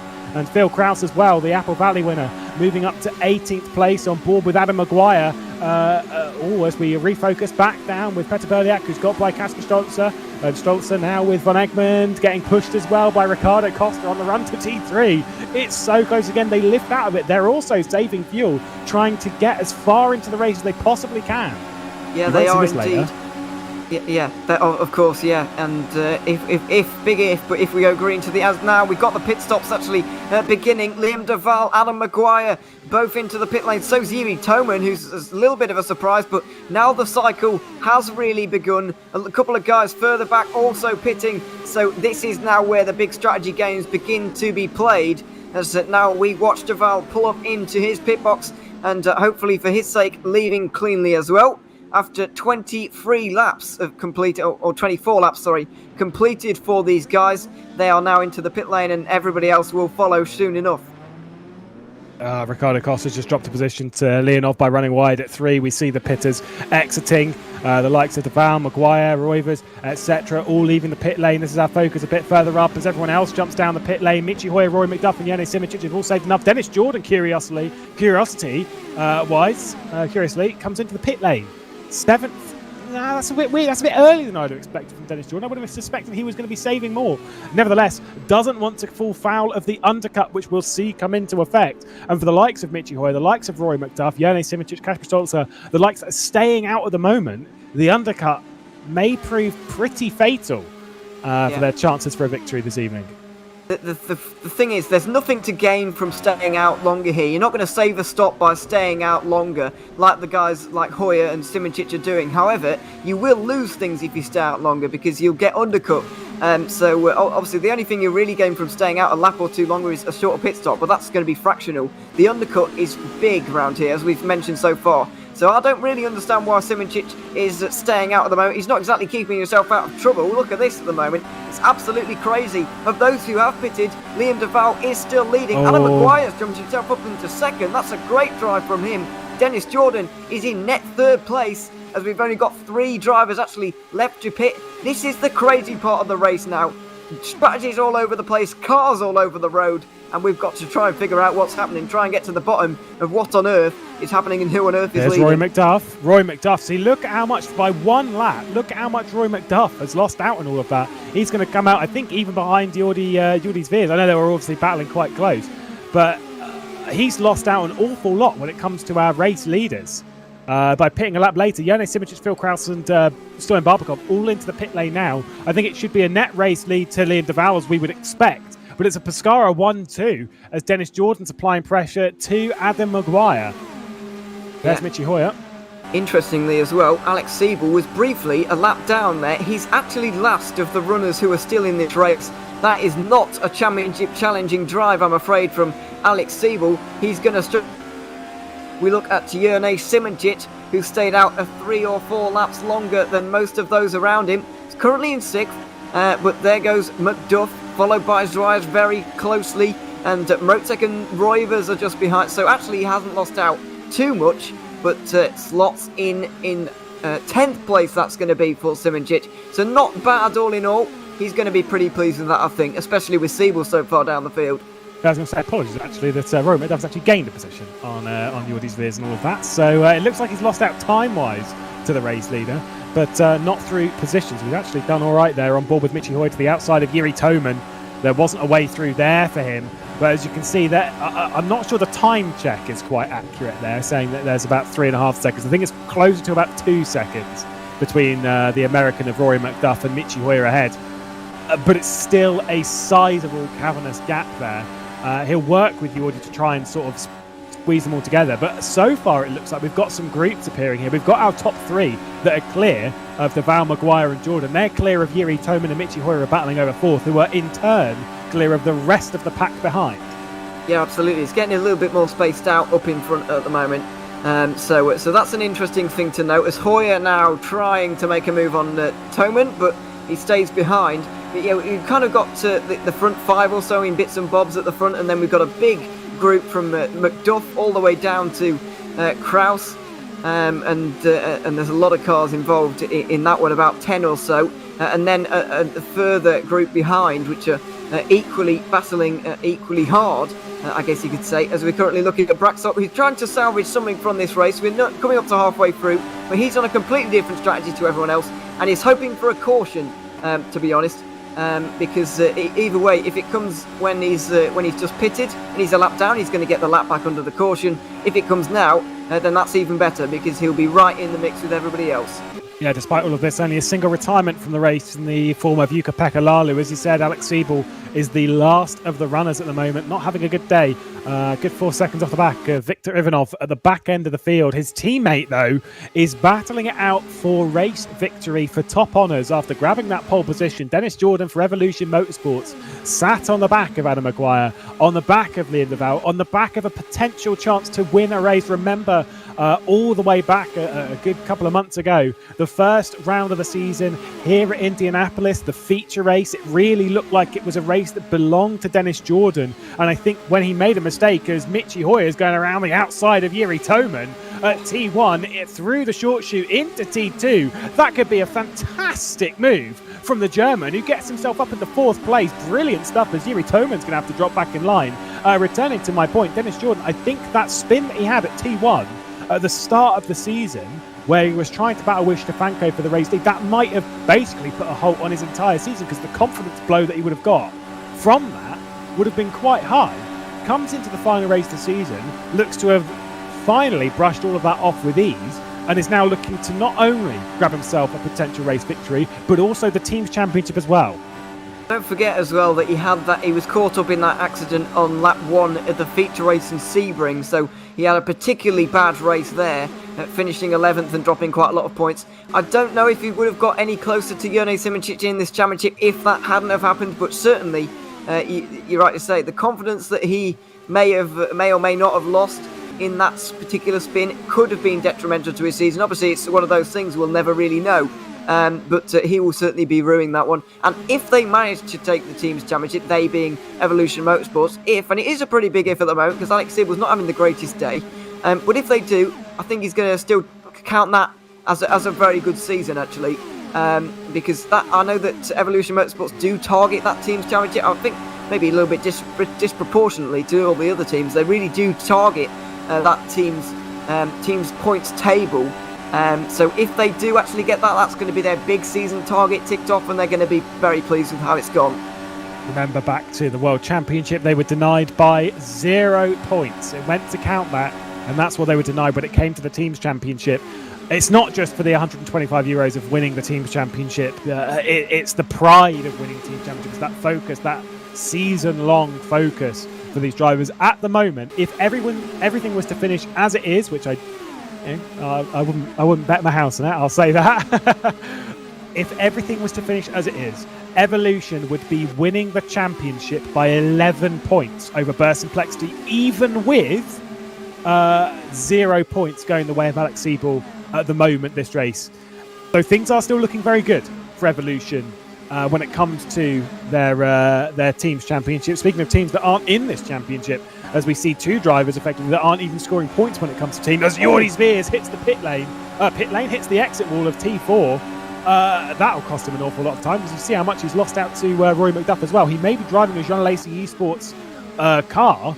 He is not scoring points for Jean Lacey Esports. He's effectively a third driver. He's it says independent on there, and that's because effectively when it comes to the championship itself, he is an independent driver. He's not scoring points for the team. He's just here to have a good fun, to enjoy his race, to help out his team. Rory McDuff as well for Nita Velix. They're all independent in this. They may be assigned to a team, but they're not scoring points for any team. Yeah, absolutely.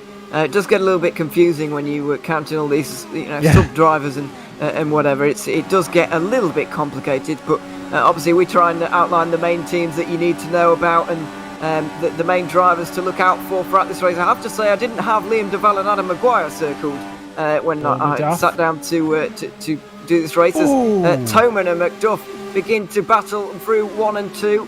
Toman just hanging on there in 5th position. He obviously lost a lot of time from that battle with Michi Hoyer, who's completely left him right now. Toman is now back in the pack just a little bit. Now McDuff, the American, gets down the inside, and this time much more decisively manages to get through. Zayas is kind of the watching brief on this one at the moment. We're yet to see how damaged he is from his smack on the wall 1 lap ago, but he doesn't look too dampened at all. He's actually closing on Toman now. Maybe down the inside to turn 1. No, not quite. Just sticks behind for now. Yeah, I must say, Rory McDuff, his judgment when it comes to when he's going to hit the wall, I don't know if it's something that Americans are born with, and that's why they're so good at over racing. But he was on the outside of Yuri Toman, and he knew that if he tried leaving, he was going into the wall, and he just very carefully he missed the wall by maybe 2 or 3 inches, if that. It was so very tight as Jordi goes to the outside of T3. The Flying Dutchman gets that move done and past Yuri Toman. Now we'll get back into slipstream with his old teammate Rory McDuff ahead and try and move himself. Did say not really an oval racer. He is not showing that now. He is now. Is Jordi Veers. He's very much showing his capacity for turning left. Yes, yeah, he's doing it very well at the moment. It's great to see, actually. I'm certainly as we say, that massive wash of understeer through turn 2, and now Yuri Toman might be able to take advantage of that. I think he's going to be a little bit too far back, but maybe no, he's going to stick behind for now. And they go through turn 3 all single file, with those behind beginning to catch up. Mrozek is leading a bit of a train. Roivers, Simoncic, Berliak, Van Egmond is are all involved in that one. So yeah, it's starting to reform ever so slightly as we get to about halfway through the stint, just over now. And yeah, this is a nice clean and green run, much better than what we saw in the first third of the race. Oh, you had to jinx it, man. Sorry. You literally Sorry, jinxing it. Well, I mean, now we can say whatever we want, because let's be honest, it's going to end pretty soon. It has been going very well. Our top 3 are very, very tight, but they're all just sitting in line at the moment. It's still a Pescara 1-2 as Duval's leading from Maguire, from Dennis Jordan, all sat in line. They are being caught, though. Michi Hoyer, look at him there, just coming through shot, is closing in bit by bit. He's just easing himself up to the pack, and whilst that's happening, Rory McDuff will be closing in as best he can as well. Jordi Veers being dragged alongside to the inside. Noah Roivers and Darren Rocek. A little bit of a pinch there from Rocek with Noah Roivers. Jene Simoncic as well, very, very close with this. Simoncic at the moment doing everything he needs to do to tick off this championship. It's all basically paperwork for him at the moment. And with him sat in a position that he's currently in, things are looking pretty good. Remember, if he finishes, a reminder to that, we'll focus when it comes to his battle with Yuri Toman. If he finishes 14th or lower and Yuri Toman wins this race, then Yuri Toman is the series champion. So a lot needs to happen. It needs to be +6 positions for Yuri Toman, and dropping a few to Jene Simoncic. It doesn't look like that's going to happen now, as Noah Roivers to the inside of Mrozek. I think Jene Simoncic was kind of thinking about doing his own bit of business, moving himself up into 9th place, and you kind of rule it out to happen pretty soon.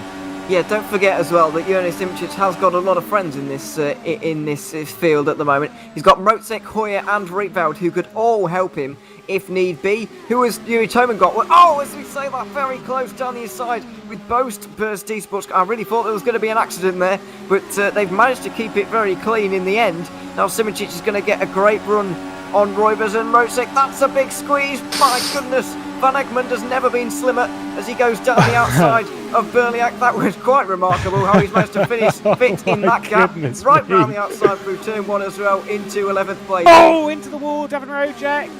Oh, it's opened the door for Rd.6 Simičić to get through. Petr Berliak as well, he's in the wall again. Oh, big damage there for Davin Rojek, nearly collected by Phil Krause, who fires his way through. I think that's a retirement headed the way of David Marocek. We've got our second one. That goes the way of one of the friends, one of the assistants of Rd.6 Simičić. Now to the inside, Ivan Leonov with Ricardo Costa doing the cutback in the short sheet between 3 and 4. Yeah, that's the race doesn't give up, does it? No, it doesn't. And Liam Duval is into the pit lane already. 50 laps to go, so it's possible to go one more stop from the end to the end here. If it goes green, of course.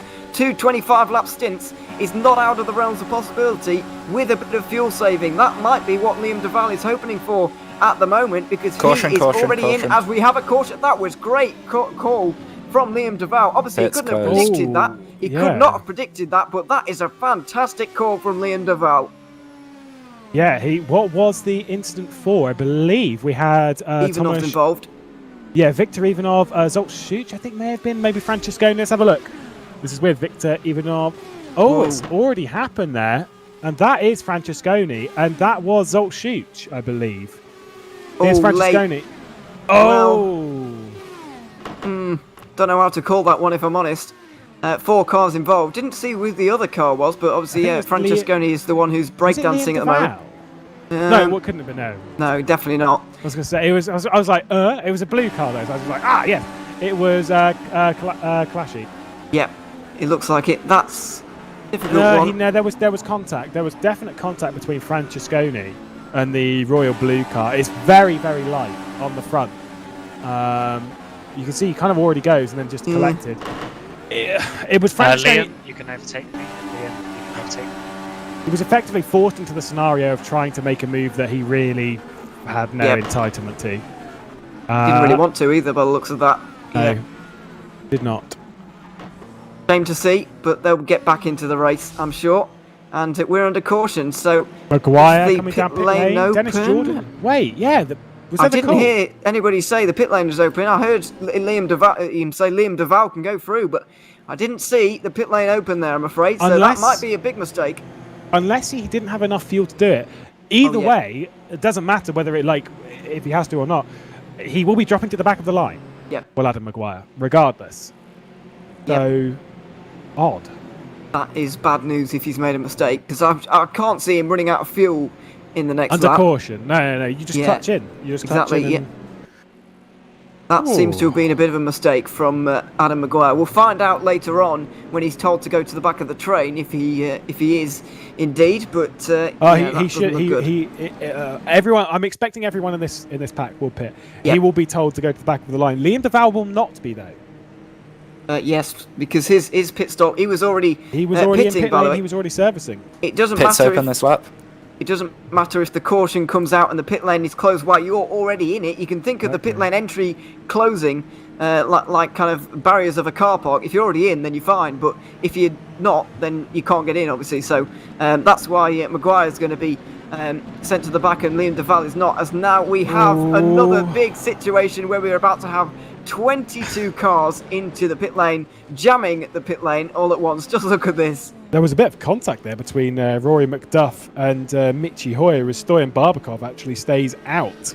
I don't quite know why, but either way, he's decided that now he doesn't want the pit lane this time. Maybe he wants a slightly quieter pit lane. If he's going to start lower down anyway, might as well come down when it's quieter, reduce the risk. Could be a smart move, but based on what we saw earlier in the race, I'm not so sure about that one. As the pit lane remains very, very busy. Michi Hoyer underway, going to get ahead of Roy McDuff. It's pretty tight there on the exit pit lane. Rd.6 Simičić. Yeah, a bit of contact. Up to 4th and 9 though. Yeah, he has actually done a great pit stop there. Pit's open, 4 cars a lap down. See who takes from the lap down cars. I wouldn't imagine any. Actually, Polesny, Francesconi, Ivanov, and Zooks and Braxok are all 1 lap down as it stands at the moment. As you can see at the bottom of the screen, that's what the blue numbers are about when everybody else has got black numbers on the left-hand side, apart from the leader. The blue numbers are indicating people who are 1 lap down from the leader, who's currently Stoyan Barbakov. I wonder if Barbakov is going to come in, and he's doing exactly what Rietveld did on the last caution, just staying out of the craziness that is the lead lap cars coming down pit lane and wanting to do it all on his own, which I can't blame him for personally. Cannot. There's I also would probably avoid the risk. Okay, so the lap cars behind me, you may go and unlap yourself. Being in the middle of the pit lane, it's pretty. It's tight in there, and if you don't need to, if you're already starting low down. Okay, Adam, stay behind me. Adam, stay behind me. Well, you know, why take the risk? Like, sure, you can gain a little bit. I think you may actually end up gaining maybe a couple of places. Like, anyway, based on where everyone is in the pit lane, everyone is coming around rather, but it'll be starting towards the back end of the line anyway. Either way, your top. Well, let's go with who should be leading, Leon Duval. When we go that green, because Adam Maguire will be told to return his way to the back end of the field. Leon Duval then should be leading from Dennis Jordan, Michi Hoyer, and Rory McDuff with Jone Simoncic in behind. So Jone Simoncic inside the top 5. Again, he wants to gain another position, so he's in the top 4 for every bit of the race. With 45 laps to go. Oh, it's still a lot to play for you. Yeah, there is. As everybody kind of fans out as tries not to hit each other, because there's people trying to get through here. Lap cars. I presume that's Zolt Zooks, who is trying to overtake everybody safely and get past the safety car to unlap himself, as he is allowed to do. And was that him, or was that Braxog? I think that might have been Braxog, actually, because he still is a lap down. So, unfortunately for him, he was actually 2 laps down, and is now only 1. So his pretty poor race is continuing.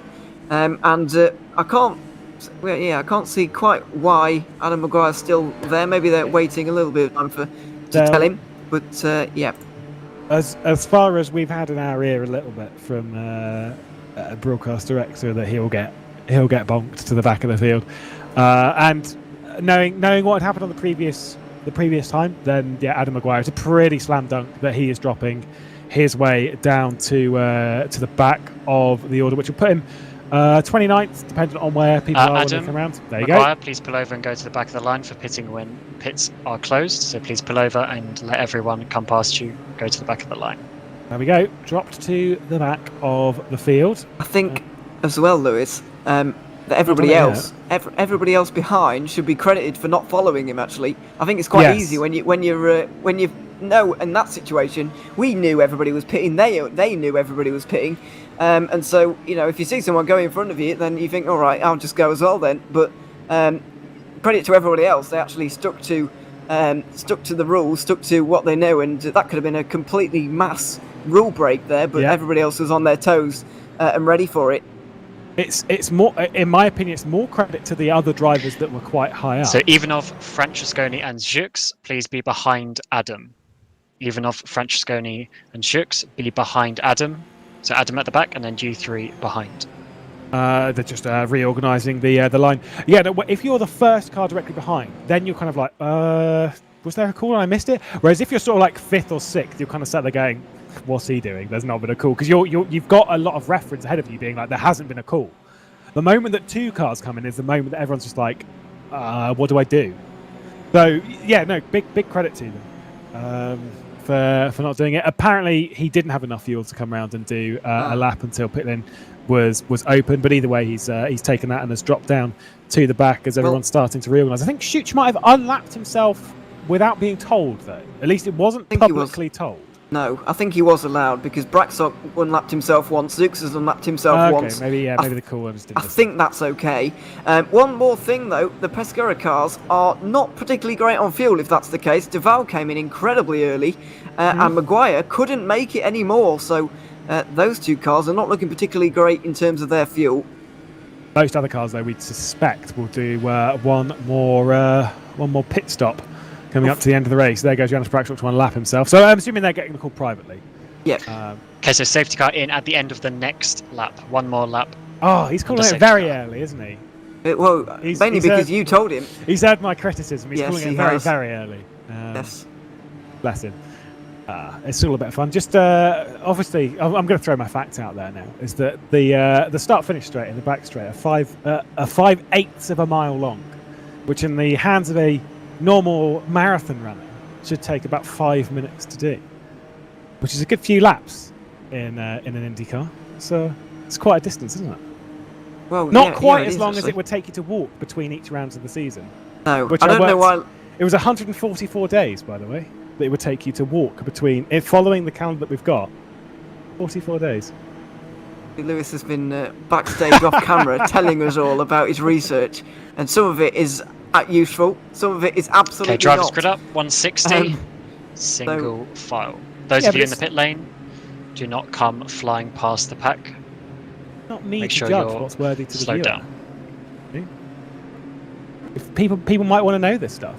Well, People might want to know how many. Well, they've got the furlongs it is internet as well. between one round and another. You know, no one's doing research these days. Come on. True. Safety cars in this lap though, sorry, and we've got 41 laps to go. This is where the craziness is going to begin, I think, here, Lewis. People are going to begin to get a little bit more impatient, as if they weren't before. Well, our breath will be held as one final time. We're about to, hopefully one final time, we're about to get back underway Green flag, with green Liam flag. DeVal heading the field from Dennis Jordan, Michi Hoyer and Rory McDuff returning to the position he started the race in with Yannick Simracers. Look at the fanning out behind. People are desperate to make moves up the order as Jeffrey Fournier moves it 3 wide into T1. Oh my goodness me, the Frenchman extremely aggressive. Trying to move his way up as we run out of 2 towards T3. Is there going to be moves? It's looking pretty good as Rory McDuff's on the inside. Oh, God, he lifted out of there. I think he was going to go to the outside there. Oh, he does indeed. Michi Hoyer lifts out of Caution, there. caution. He goes to 3rd. Caution out already. Yeah, it looks like it didn't quite see who it was. We'll see it's Fournier.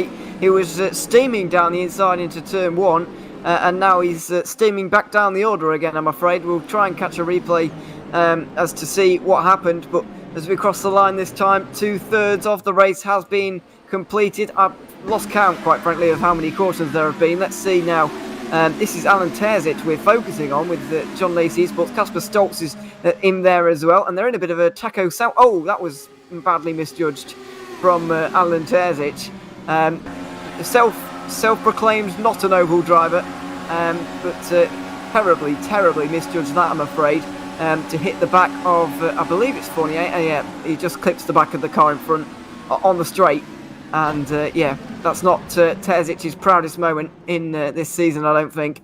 With 2 race victories, I certainly don't think he'll hold that one high. There is a retirement for the man who was 2nd in the championship and was battling for the championship with Janne Simracers. Looked very, very strong earlier in the season, comes to the ovals, was looking really good in Apple Valley. Unfortunately, that will not do him any favours. Yeah, as I say, he's not an oval driver, but nevertheless, like that is just an unfortunate error. He's very much cost himself. It's silly, but it's easily done. Yep, it is easily done. I think with that caution, not this one, but the previous one where everybody came in, I think that has allowed everybody to go to the end on one more stop. Fournier, make sure you are at the back of the pack once the drivers who have pitted come out. So make sure you stay at the back. Yeah, so Fournier's got to be at the back so he doesn't benefit from his own crash effectively.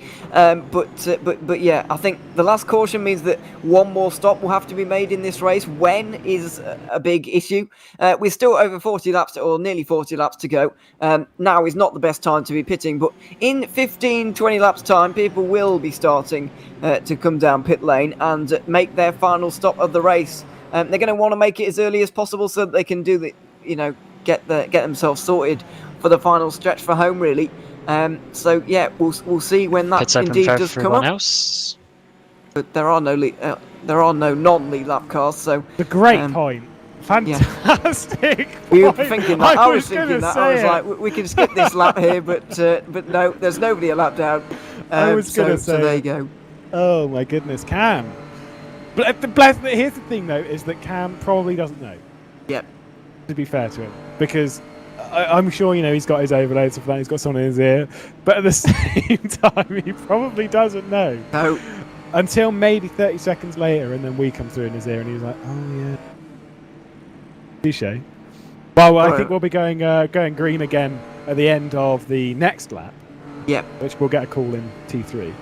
Could have gone this lap, but never mind. You're getting. I'm not impatient. I'm not Oh, criticising Cam. It is a hard job, and Lewis started it, so don't blame me. He just wants another lap out in the lead. He does. He's led more that's a laps good point. in the last 2 rounds of the Race IndyPRO Championship by FSR than he ever has done in his sim racing career. Yeah, exactly. So, he's Safety just car saving in the at moment. the end of the next lap, There so you go. one more lap. We are of such safety car. bullies. We are. Well, you are. No, but don't try and include me in this. But yeah, Cam's doing a good job out there. So's Jacob Reed and Thomas Lenz back in the race direction thing at the moment, trying to keep control of this pretty crazy race at the moment. So yeah, we've got pretty much everybody on the lead lap. Well, we have got everybody on the lead lap, all in one train. 30 cars still remaining. Alan Terzic is now out, as we said, and he's going to be a little bit disappointed with his day. But either way, we've got still 36 laps to go when drivers we grid up. get back to green. 160 single file. Well, here we are then. Being told to return to slow down, to pack yourselves up, to have your deep breaths, and hopefully, I'm not going to say it this time actually. We'll skip. We'll forego that because let's be honest, every time we do, we will get in massive trouble because. Let's be honest, no one's listening when it comes to the drivers on the grid. they're just ready to go racing, and the closer we get to the end of the race, the more the prized victory of the Indy 300 looms. And with Liam DeVal leading us from Dennis Jordan, Rory McDuff, our focus also remains on that. The likes of Michi Hoyer and Jerne Simencic, on Dennis Jordan and Alex Siebel, who is now inside the points in 27th place. Points go down to 30th, so everyone finishing will be scoring points. Let's see then who's going to win. Underway again. Liam DeVal's going to lead the way from Dennis Jordan. In the background, though, Jordi Sveer's already getting dicey, trying to get it to the inside of Michi Hoyer as Jerne Simencic being attacked from Jiri Toman. It's super tight in the background once again. Caution. There we go. This is why I didn't say it. It didn't work. It didn't work, Ewan. Yeah, it's painful. It is, yeah. Down in the back, I think it's Ivanov, isn't it? And Fournier.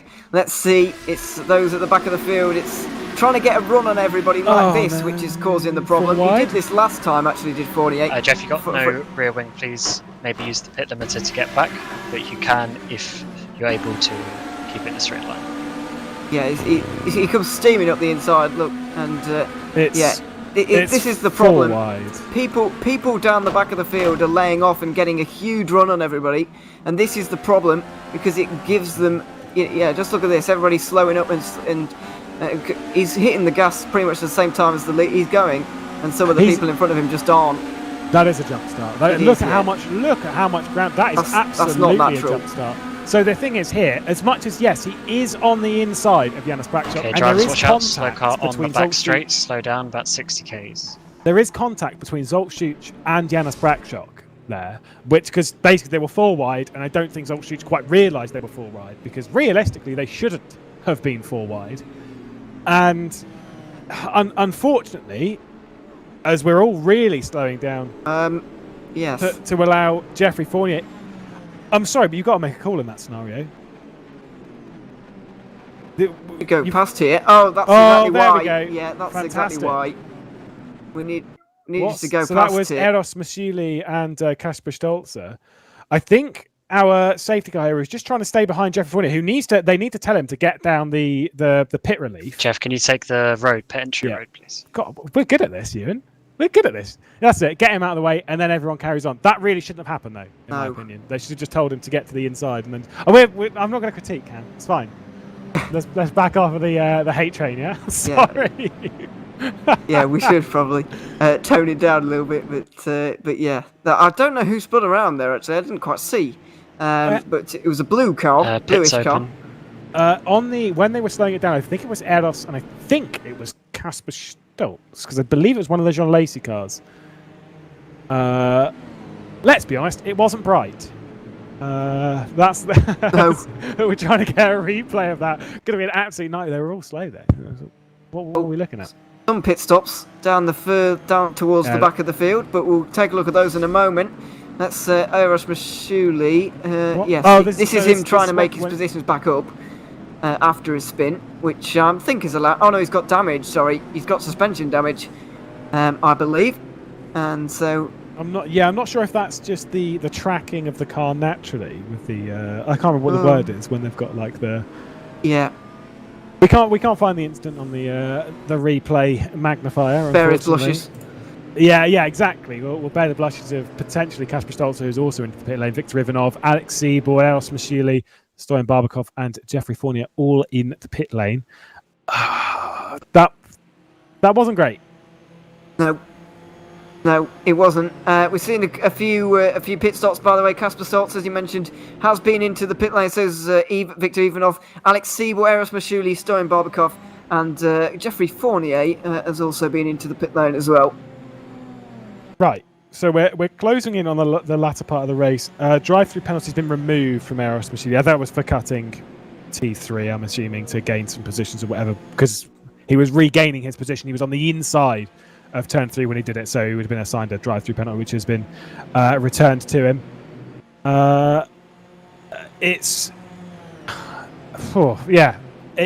kind of baffling, but that's all well and good. With this long to go, though, we've got 87 laps or 86 laps complete. We're on our 87th lap. When we go green, we'll be around probably a bit more than 30 laps to go. It's definitely a single pit stop until we reach the checkered flag. When do you make it? Yes, when do you make it? I would say avoid making it under green flag conditions at all costs, because I can't see anybody green flag pitting from here on in to the end of the race, I have to say. I think making it under the caution, if there is the next one, maybe is the best idea. If there is another one, of course, we're assuming there is going to be, but you never know. I just hope it's a bit cleaner down the back of the field on these restarts. Thought Cam was going to say exactly that then, but there was a psst in there. Yes, here it is. Safety car in at the end of the next lap. Apologies for that one being a bit messy. Right, we'll see what happens. Back to it. With Liam DeVal leading from Jordan and McDuff, as it has been for these leaders, by the way. This is frustrating, because every time you get going, it's just like, oh my God, another caution? Come on, I just want to get this going. If we're green, though, if we're green for about another 15, 16 laps, I would almost be tempted, knowing how strong the undercut is, I would almost be tempted to bring it down. Remember, though, that if they're doing only 30 laps, or to be fair, the tyres would be quite old at this point. No, I'd still call drivers grid up 160. They've also been out already for 15 laps, so they may not have the tank to go much further than about 15 laps. It's curious how this one is about to play out, and there's only one way to do it, and that's by sticking with us. Yeah, so let's go again, and we will try again to get this green flag run underway. 31 laps to go, though, when we get back to green. DeVal is leading the field around. Jeff, don't unlap, drop to the back. Oh dear. Jeff was trying to unlap himself coming to green. Yeah, this is not good. Quite know what he was thinking there. No. Caution. Okay, aborted start. There you go. Catch me back up. That was not smart from Mr. Fournier there. It was very clear that we were going green, and that had always been the call. That if you haven't been told to retake your position, that was not smart from Jeffrey Fournier. We delayed another lap then. Well, I mean, I guess it happens. Liam DeVal there will have another lap eased at the front. Not his finest couple of laps at the moment, Jeffrey Fournier, I'm afraid. I think a few drivers are in that kind of boat. Yes, it's just one of those days for some of these guys, isn't it, really? They're just having a terrible day, and there's not much they can really do. I think we're about to see... what are we about to see here? This is when the call had come out that we're going to go green on the next lap. So... Or is this... Oh, no, this is just everyone... No, this is just everyone slowing down. It's fine. I think it's fine. Let's hope so. We're not quite. Either way, though, from when we were told that we were going green the next lap, then Jeffrey Fournier started unlapping himself, and that is why we went back under caution, whilst our safety car driver just holds everything. I'm sure he'll be having a little bit of a look into that from our race director as well, and then we'll be going back green. Okay, safety car is in. Safety car is in at the end of this one. Safety car in at the end of this one. Noting that the words there were not "Jeffrey Fournier, please unlap yourself." Yes. Very important distinction there. Easy to get the two mixed up, but no. We are going back to green. Hopefully this time. 29 laps to go. Okay. Drivers grid up 160. Drivers grid up 160. So No if there is another caution, then I think everyone's going to be piling onto pit road next time. Absolutely. If we get that other caution, I mean, it's not. Let's be honest. The way it's not a big if. It certainly isn't. You'd hope we're not going to see it. Alas, with the statistical likelihood of what we've seen, we've not seen a particularly big run. We've only seen a single green flag pit stop across the run of the Indy 300. I'm pretty sure afterwards some of the race directing and staff might be slapping the wrists of certain drivers and being like, "Come on, lads, we can do better than that. We're on a big stage here. Let's wrap this one up in the best possible form." Hold your breath for Liam DeVal. He's got the call. He's got the signal. He's in control. And he is underway again here at Indianapolis with Dennis Jordan and Rory McDuff, who's reacted very, very well, the American behind. He's keeping right in touch. There's 3 wide in the background between Phil Kraus and Peter Berliak, with Ivan Leonov in the background as well, trying to slot it around. We're clean through 1. We're clean through 2. Hopefully we're getting this race back underway in a big style. A few drivers very, very high up out of T2 as Phil Kraus applying pressure to get past Yuri Toman, but it looks like it's going to be DeVal. McDuff, they're going 3 wide towards T3. We're on board with Michi Hoyer looking backwards towards Jordi Veers with Jerne Simoncic as well in tow. Yeah, it's all very, very close indeed. All clean as well as we go round the first lap. Good run for Rory McDuff off of that corner there at turn 4. But Jordan's got the big slipstream from DeVal, and he's able to use it at the moment to really keep that position. Outside for McDuff, though. He looks like he's trying to make this work. That'll be incredible. And he's actually managing this at the moment. So close to the wall. He's trying it again. Throws it deep into turn 2. And now he's got the big slipstream off DeVal. And then he gives it to Jordan. Oh, big contact as well with Michi Hoyer. Zvaya's actually trying to get down the inside of him, and Hoyer didn't realise, I don't think. Big contact. Hoyer has to defend from Toman as well, as Simoncic is involved, as well as Krause and Berliak, who are also fighting behind. Yeah, Jordi Veers is coming for this. Rory McDuff wasn't able to make that move, and here comes the Flying Dutchman looking to the inside of Rory McDuff. Wasn't quite able to do it, but here comes Michi Hoyer as well. Our focus further down the order. It is super tight as there was 2 wide. Whoa, big contact there. It's thrown into the wall. Well, who's that up in the barrier? I think it's car going to lap down. That would be Jeffrey Fournier. Dennis Jordan, though, hanging on from Rory McDuff. Jordi Veers, Yuri Toman as well, was the one that was sort of pushed towards the pit lane wall. Michi Hoyer just hanging on to 5th place after dropping that position to Jordi Veers. You've got some side-by-side heading into T3. Is that Rory McDuff on the inside? It certainly is. The American goes to 2nd. Yeah, he does indeed, and he's been threatening to do that for quite a few laps now. So that was just a matter of time, really. Jordan deciding that it's probably best at this point, actually, to let him through. DeVal is has got a bit of a lead now, though, and Jordan is actually not taking this one lying down the inside again through turn 1, and he gets it. So this battle is really helping DeVal at the moment. He's pulling this gap out massively. 2.5 seconds it is at the moment, and now down the straight once again, almost pushing Jordan at this point. Look at this.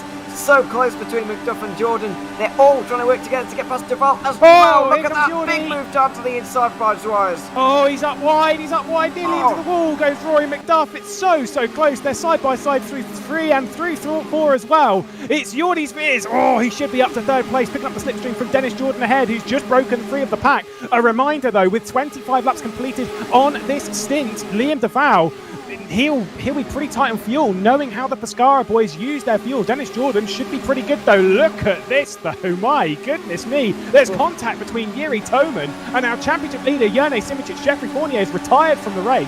As Phil Kraus is also a part of this. Peter Berliak's also a part of this, who's just been overtaken by Ivan Leonov. Oh, there's nearly a massive crash on the back end of the field as there's contact between Phil Kraus, the Apple Valley winner, and Ivan Leonov. Big save by Krause on that back straight there to prevent another caution from coming out as we now complete, or Duval completes 25 laps on this stint. As you said, he's got to be getting very, very close. So is Chris Shepherd and the likes of, well, everybody else really. At this point, there's been a lot of caution, so they are able to run it a little bit longer than what we've seen so far this race. But either way, they are trying to not do this under green. But I think they're going to have to at some point, these guys, as we go further back up front, all single file behind as they settle into the rhythm of this stint. Closing on lap 100 in this race now. They're ticking off very, very quickly indeed. Leonov and Toman now begin to battle. Leonov has impressed me greatly with his on-track battling with far today. He's been absolutely fantastic. And so is Liam Duval, who's now leading the race. That was Jiri Toman, late move to the inside. Kraus just he's squeezing. And he's being a bit squeezed as well. Kraus is not going to be particularly pleased with Toman after that little episode. I don't really blame him. That was a late move, a block there, a pretty dangerous one as Berliak's on the inside of Chris Shepherd, up with that move, as is Stefanko for Williams Esports. They're moving their way back forward. Oh my goodness me, Chris Shepherd's dropping back. He's back past Adam Maguire, who's moved himself up into 13th place, storming his way back up the order as they're side by side into 3. It's incredibly tight. We're on board with Ricardo Costa, who's now to the outside of Tomasz Bach. Oh my goodness me, as Phil Kraus and Jiri Toman are once again going side by side for 8th place. This race does not give up at all. Oh, look at this. 3 wide. Oh, what a beautiful, sensational move there from Peter Berliak. Went 3 wide going into T1, only gained the position on Jiri Toman, but nearly did it on Phil Kraus as well. Kraus does gain the position. Jiri Toman, who's in 10th now, onto the back of Peter Berliak, the 2015 world champion. Not able to make that one. The slipstream works for Berliak for now. No, not quite. And now Toman has exposed himself. He was trying to make a move on Berliak before, but he's actually being attacked by his teammate now, Martin Stefanko, who we haven't talked about all race. I don't know what he's been doing, but he's clearly not been doing anything inside the top 10. Finally, as the laps tick down and the business end of this race really begins to pick up, he's beginning to pick himself up towards the front of the order, trying to get down the inside, but it's in fact Van Egmond trying to get round the outside through turn 1, extremely close between the two of them, and they do it once again as Stefanko loses that place in the end. We are now starting to see pit stops, by the way. Braxop, Rietveld, Shepherd, Zooks, and all of those guys have been into the pit lane. Duval has got to be not too far away, and we're beginning to see these final round of stops come to fruition. Yeah, I think this lap from Liam Duval is going to pull it to the inside, but 3 laps better on fuel at the moment, at least 3 laps better when it comes to the pit stop sequence. Dennis Jordan then is going to head to the front of the race. What have you seen? I thought I saw Stefanko go have a big crash on the exit of turn 4, but he's actually just going to the pit lane. But so it's all fine in that respect, but he's in as well as Duval. So yeah, it just remains to be seen now, really, whether this is going to catch any of these guys out. That's the only fear I've got. These guys are going to get an undercut, but if they catch a caution at the wrong time, then they have had it.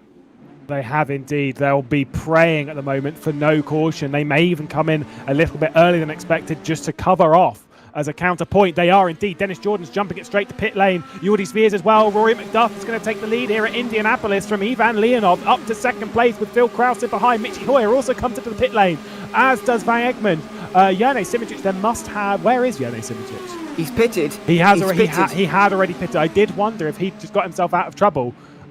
He did indeed. Out there with Liam Duval as well. Yeah, so he's 1 second behind. That's a great stop from Jerne Simicic, because he was a lot further behind when he came in than where he is now. So clearly he has done something on that strategy. We'll work that out in the next couple of laps, but he's in a great place at the moment, once again rising to the front as the laps begin to tick down, and we expect nothing less from him. Rory McDuff's in the wall. Oh, Rory McDuff just hit the wall pretty hard out of 4 there. That was quite a bonk as Ivan Leonov, Phil Krause enter the pit lane along with Berliak with Jiri Toman. That was quite a hit for the American. Yeah, and obviously you don't want those getting damaged and losing your straight line speed, momentum, all of that. You want to be keeping that intact. But I've got some question marks over guys like Eros Mashuli, Kasper Stoltz, Alex Siebel, Stoyan Barbakov. Are they going to the end? Could they possibly? No. Surely not.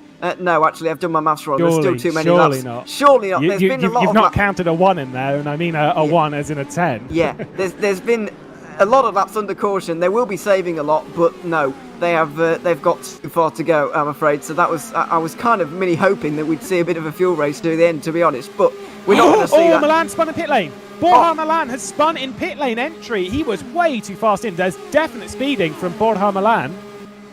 Oh no! Yeah, big shame. Big shame to see that for him. So let's see this corrected order then. Dennis Jordan is actually net leading this race by just under 3 seconds. Liam Duval is in second. Mitchie Hoyer net third because he's just overtaken Jerne Simoncic for that position. But don't forget, we've still got 5 drivers to pit. Rory McDuff is in there right now, and we'll see where he comes out in a couple of moments. Did you see that moment from Jerne Simoncic in T4? My goodness me, quick hands on the championship leader.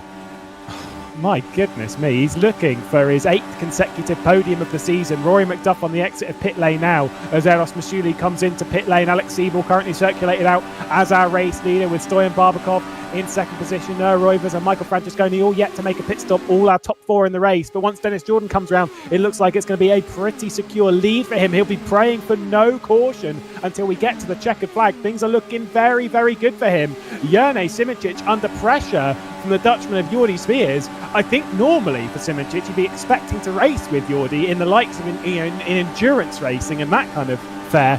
Yeah. On an oval in Indianapolis, the season finale of a championship he's leading, I don't think he was expecting that. To the outside of T1, Jordi Spears is going for it. Yeah, that was a great move from him. Round the outside of turn 2 as well, when he's got it done. Simoncic just needs to be careful and considered to the end of this race now to take this championship. Don't forget, if he finishes in the top 11 at all, then he has definitely got it. And that's exactly what we think he is going to do. As Francesconi is now coming into the pit lane. Noah Roivers can't be too far away from a stop either. Unless those guys catch a caution, they are in a bit of trouble. And even if they do catch a caution, they're in pretty big trouble. So I'm afraid it doesn't look like it's going to play off great for those guys. But here we go once again. Battles heading down towards turn 1 again. McDuff done it on Jerne Simoncic up to 8th place. The American gets that move done. Damage not too bad in his car then. So he's I think he can repair it on the spot, but it might just be a little bit too long. So I don't think he has done. I think he's just carrying on with it. Has got the move done though. Up to 8th position he goes. Now trying to get by his old teammate Jordi Spears. Focus back on Adam Maguire. That costly issue where he didn't have enough fuel to circulate the lap under safety cars. Now going to be overtaken, not quite, by Petr Berliak, who's in 15th place. Was looking to bookend the season with victories. Unable to do so from his current position. What's going to happen? The top 3 still yet to pit. They're taking it quite a long way now. Rovers, as I said, can't be too far away as we're on board with Berliak trying to make this work on Adam Maguire. That is a great move once again on the outside of turn 1, although Maguire's coming back at him. That gives him the corner for turn 2. And now Berliak's probably going to set his sights on the top 10 in this race at some point as Toman tries to follow him through. Not entirely sure what's happened to Yuri Toman, the Czech driver, in the last few moments' time, but he's been up there all race long, and now he's suddenly finding himself languishing outside the top 10.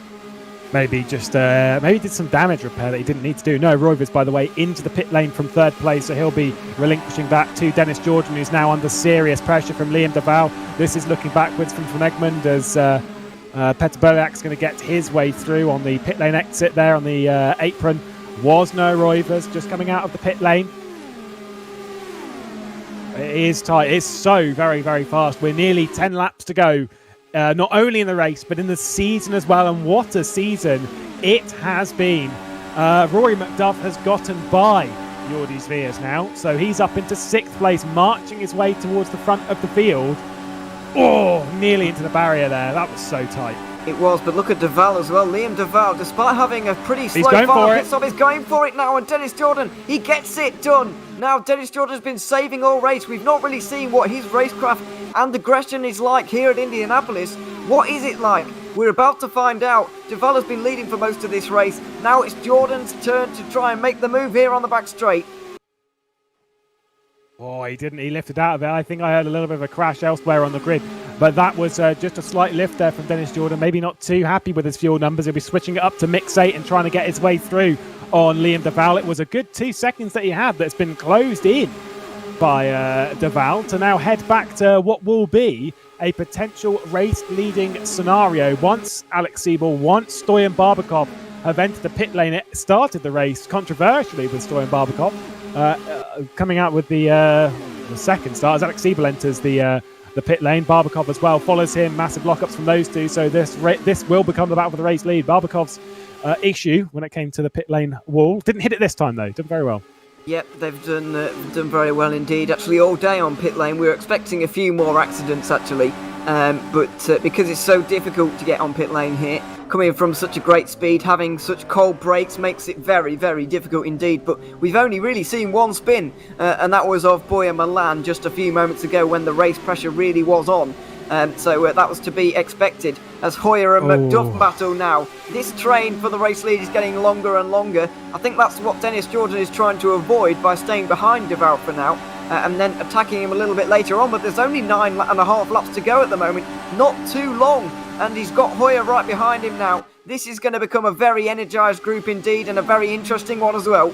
Yeah, let's not see a caution, lads. Let's see this one out to the checkered flag because this could be an absolute barnstormer when it comes to the end of this race. 4 drivers separated by less than half a second when it comes to their chance for a victory here at Indianapolis. Liam Duval leads from Dennis Jordan, Mitchie Hoyer and Rory McDuff, who's closed up to this battle for the victory. And if I was to put a bet on right now, I'd be looking at Rory McDuff and saying, give me some of that. Oh, he's wide though at T2. I don't think that'll cost him too much. He'll get back into the slipstream. I don't think he'll be too worried. He's still got plenty of time, and it seems like he's got plenty of pace as well. Oh, Dennis Jordan, he was looking to the outside of T2, wasn't able to do it. Yeah, not quite. The battle behind is really going on at the moment with Zwias and those guys, Simoncic as well, as these guys go through turn 4. Very exciting stuff indeed. Simoncic drifts it out to the wall. Oh, no, you can't do that! My goodness, Phil into Kraus. the wall and into the wall again. But he's You managed to can't keep it do going that. straight. Leonov has had such a great race so far, but it's ended in the wall, I'm afraid. You cannot do that. You've already covered once, buddy. You can't move again. That is terrible defence from Phil Kraus. Sorry to say. But Jordi Zvi is going side by side with our championship leader, Jerne Simoncic. Now with Phil Kraus trying to get involved in the mix. That's a terrible shame from an even Leonov, who's very, very slow. I think he'll try and bring it back to pit lane and will try and get this race finished under green. Such a shame, though.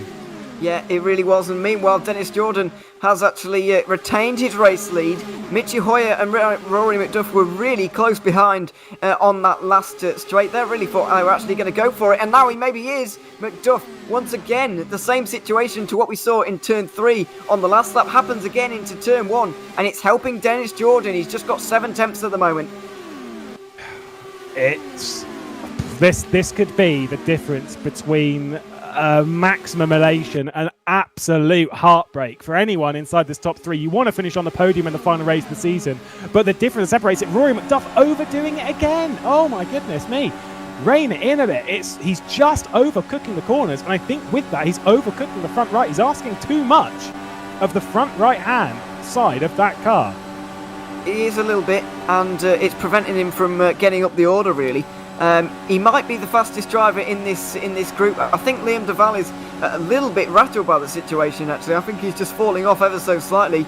This is a big stage, of course. It's his only race here in the IndyPRO Championship, and it's been a fantastic drive from him. I've really enjoyed watching him just try and mix it up with these guys as he's doing right now with Mitchie Hoyer defending from him very comfortably indeed, but the occasion might be just getting to him a little bit at this stage. 5 to go. He's in the race lead, or in the battle at least, for the Indy 300 win. That would be a huge victory for any 4 of these drivers. They're going to fight really hard over it, but his defending and Hoyer's battling with him is giving Dennis Jordan that little bit of a buffer.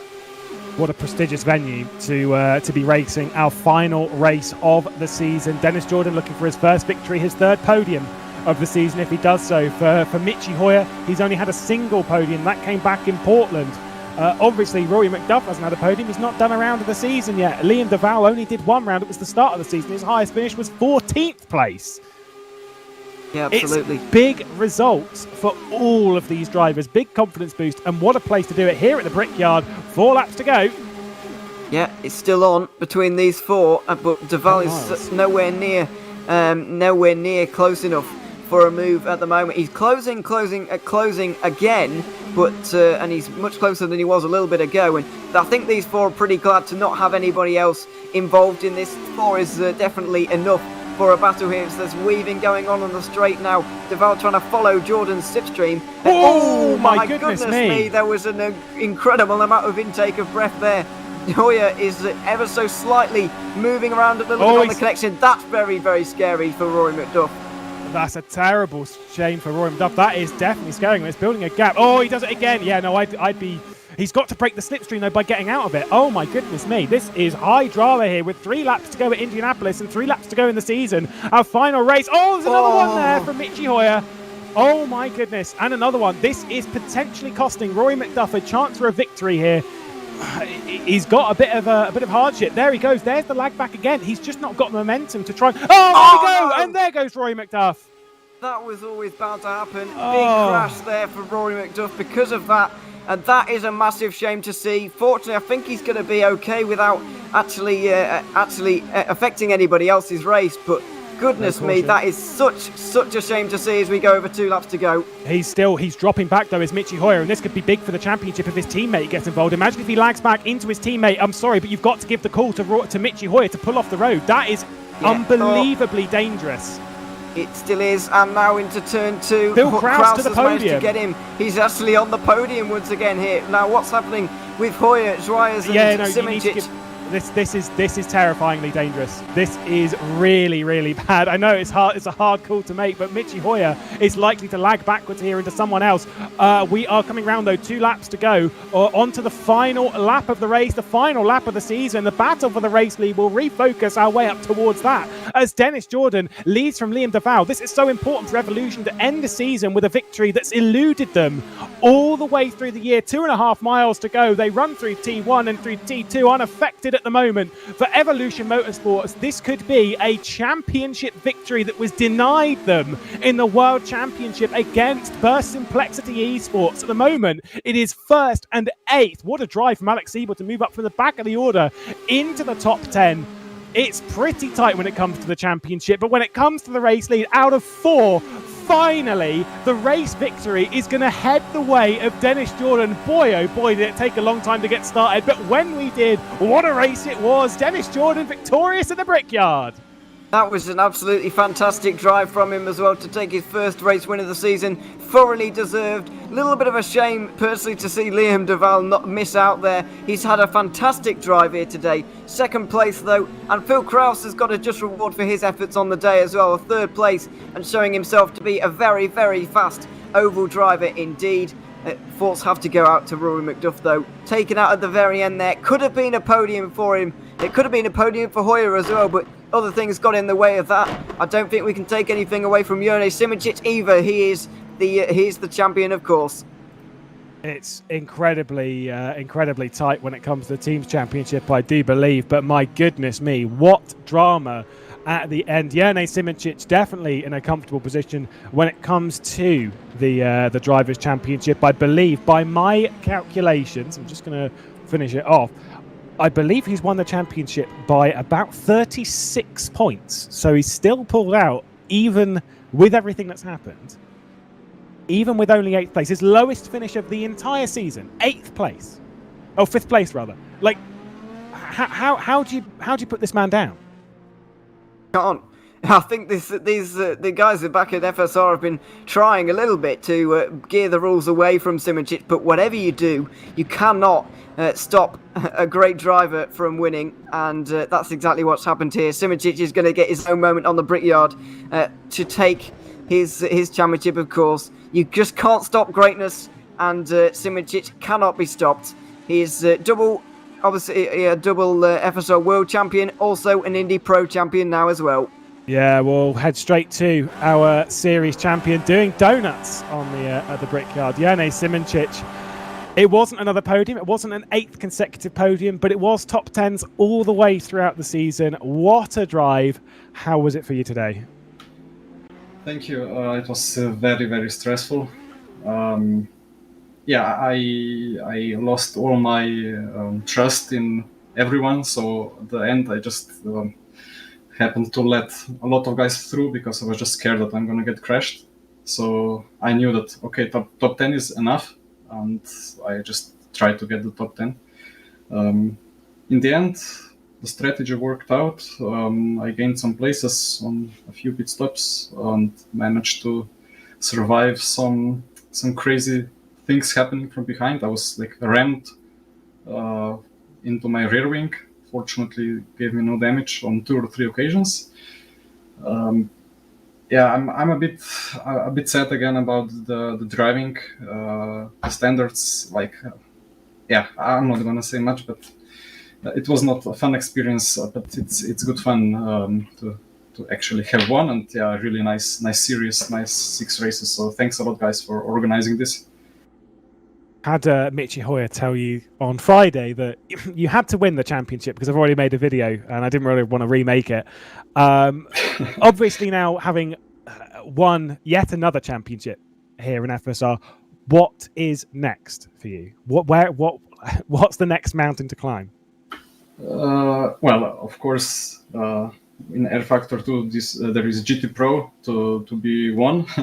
I have not managed to get to the front yet. Top 5, okay, but yeah, this is for sure the next goal. So tomorrow, on this same channel, right? It is indeed on the race. Yes, and yeah, in the past I did not really have much time to practice for GT Pro, but well, from 1 week ago, I have a lot more time to do that. So yeah, I'm looking forward to improve the pace there in the future events. So yeah, let's see how that goes. Well, thank you again then, Jene Simracers, at least provisionally crowned champion here at Indianapolis. Thank you very much, and what a season it was. We'll move on quickly then to Phil Krause, who gets yet another podium after being victor last time out. Back on the podium again. Yeah, it was a decent race. It was a bit messy with all the yellows throughout. It's a bit of a shame that we didn't get many green flag runs, and I think we only got one cycle of green flag stops in. But when it went green, it was pretty fun. But it was a bit difficult to pass, and I got caught up in an incident like around lap 20 or so, and there wasn't a yellow thrown for that, so it's kind of just an uphill battle from that, really. Well, you seem to take to the ovals quite nicely. How do you feel, considering the end of the season, first and now a third, the road course of the season didn't really work out for you, even though we know that you're a perfectly capable road course driver. Are you satisfied with how the season's gone, with how the last couple of rounds have been, or it's still a bit of a, looking back with not so fond memories? I mean, I don't think I can be too satisfied when I've DNF 3 times this season. Obviously, you want to finish all the races, but I just made way too many mistakes on the road courses, and I paid for it throughout the season, so... Well, thank you, Phil Kraus, third there. On the order, back-to-back podiums, we'll head to Liam Duval, who was started the season with a round where he didn't do so well, 17th and 14th, but then returned here at Indianapolis to finish second place and looked incredibly fast as well. How was that for you? It was, first of all, really fun. Yeah, it was really good. My qualifying was, I like my 2 laps, the 2 middle ones, but the first and last were a bit meh. But at the start, I really enjoyed battling. It was, at least at the front, it was very clean and very respectful. And managed to climb up. And then at the end, I thought I was a bit lucky at first when I pitted, and then immediately the Foucault yellow came out. But turned out to be quite unlucky, because then I had like 5 liters less than the rest, while the rest would just barely make it, and I thought I was not going to make it. But then more yellows came out, and it made me actually make it to the end as well. And then Dennis undercut, or actually rather overcut me, and not sure how. Must have been, maybe I had a shorter pit stop, I'm not sure, but he drove amazing, and congratulations to him. He drove really smart. I was never going to get past him, even though I really tried at the end, but he knows how to defend, and that was going to be P2. Considering the pace you had, you were very, very fast throughout certain points of the race. Did you think that there was that potential to catch Dennis, to get by Dennis? Was that sort of always on your mind, or was it just sort of like, he is a man above everyone else at the moment? Well, kind of yes and no, because in the qualifier race, which I had to do, I tried my best, and people were outpacing me so much. And I actually analyzed the replay, and I saw what I was doing wrong. I was scrubbing the tires too much, rookie mistake, I know. So I fixed that for this race. And, the pace was really there. But I kind of, I saw Dennis in front of me 2 seconds after the pit stop, and I was like, I want to catch him. So I pushed hard, and that wasn't good for my tires. I looked at my tire wear, I was like 91. I was like, rip. I was just hoping to keep Mitchie and someone else behind. But then Dennis, I thought he was going to pull away, but I actually caught him. So I kind of had small hope, but it wasn't a lot in the end. But yeah, a sliver of hope I had.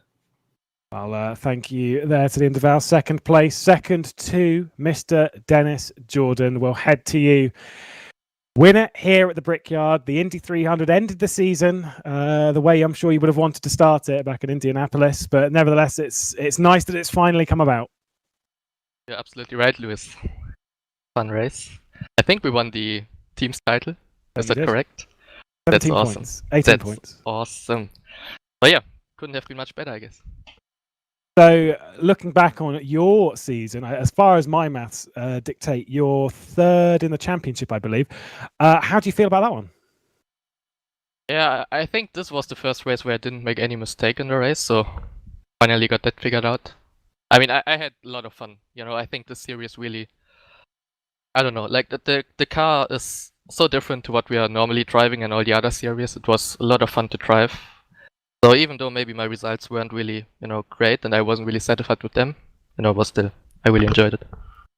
So in the consideration that you're more of a setup guy, you focus more on the strategy, on the setup, and we know that about yourself and Alex as well. When it comes to a series that's been a fixed setup, you've been locked into that. How's that sort of changed your approach in the season? Well, you just gotta drive. I guess strategy still played quite a big part in most of the races. Also today, especially with the way the fuel worked. So you can get clever there.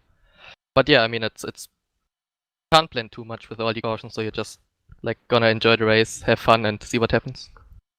Well, thank you, Dennis Jordan. We'll speak very quickly to your teammate, as it is quite important. It's good to note as well, as you said, teams championship. It's been settled, an 18-point margin. You were denied so closely in the FSR World Championship by a margin of 0 points. Alex, you're now second in the Drivers' Championship, and you've won the Teams Championship alongside Dennis. How does that feel? Well, awesome, especially after missing out in the World Championship so closely. But yeah, I mean, today Dennis had to carry me quite a long way. Congrats to the win. But yeah, for me it was quite a busy race, eventful, chaotic. But yeah, in the end, P8 is still better than it looked like in the middle of the race. So speaking of middle of the race, you were quite far down the order. In fact, at one point you were 32nd on the road outside of the points. Was there a point around then that you were kind of worried that the championship was slipping away in the team side, or were you always just sort of focused on just getting to the checkered flag and seeing where things lay there? Well, I didn't take too much risk in the early stages of the race, but yeah, I mean, it started with a messed up quali, and then yeah, at the back, I mean, race direction says don't make it 3 or 4 wide at the restart. I'm not doing it. I get jumped every time, like by 3 or 4 cars. That made it quite difficult to catch up. Then at one point I got pushed into the wall and my car was pretty toast, I must say. I don't know, bent steering like crazy, and there was no caution. So I thought, well, I need to pit to repair, and then it's race done. But yeah, instead I tried to stay on track. Needed to put the front anti-roll bar to maximum to just stay alive. And yeah, then luckily I stayed in the lead lap, and the caution saved me once again. And then yeah, in the end of the race, it was just about getting a different strategy to the others, just to somehow get an advantage in the final stages of the race. Otherwise, yeah, it would have been pretty tough. Well, thank you, Alex Siebel, and of course Dennis Jordan, our team's champions, and second and third in the drivers. Will return to Ewan. What a season, Ewan! What a season!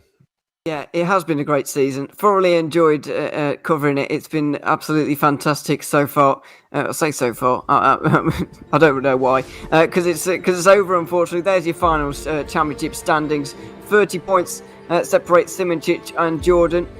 In the end, with the Siebel coming in third place, Toman and Berliak running out the top 5. But yeah, what a great season it has been. It's been very enjoyable, every single race, from the tyre strategies and the weird things in over the 2 races that go on at the road courses to the craziness from start to finish at the ovals. It has been thoroughly enjoyable for the whole of the time. A big thanks as well has to be said to the race for handing over their airwaves for a couple of hours each Sunday for us to come and showcase what FSR has to offer, really, with the IndyPRO Championship. It's been a great season. I've thoroughly enjoyed it, and I hope everyone has at home as well.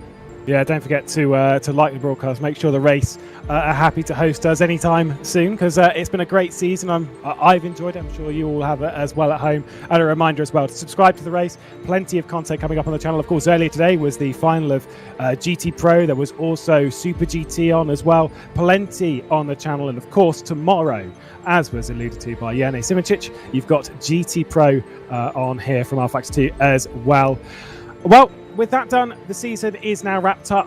One final shout out is to head over to the Formula Sim Racing YouTube page for a highlight reel from the season. After a thrilling fight all season, Jene Simracers is our series champion. 6 of the most incredible rounds of sim racing you are bound to see, and the formula that was created waves, built fans, and provided us with some much needed entertainment in these trying times. For now, though, we bid farewell to an incredible season, a season of change and challenge, balanced by drivers pushing to the very limit. It has been a fantastic ride in 2020 in Formula Sim Racing. And of course, a massive thanks to the race, to our sponsors, INDY, Raceway, SimLab, and 3D Wrap, and indeed Cameron Roger, Felix Van Delft, Thomas Lenz, Jacob Reed, and everyone at FSR for putting on a fantastic season. We hope there will be more soon. The World Championship returning in 2021 for its 21st season. Until then, though, thank you so much for watching. Goodbye.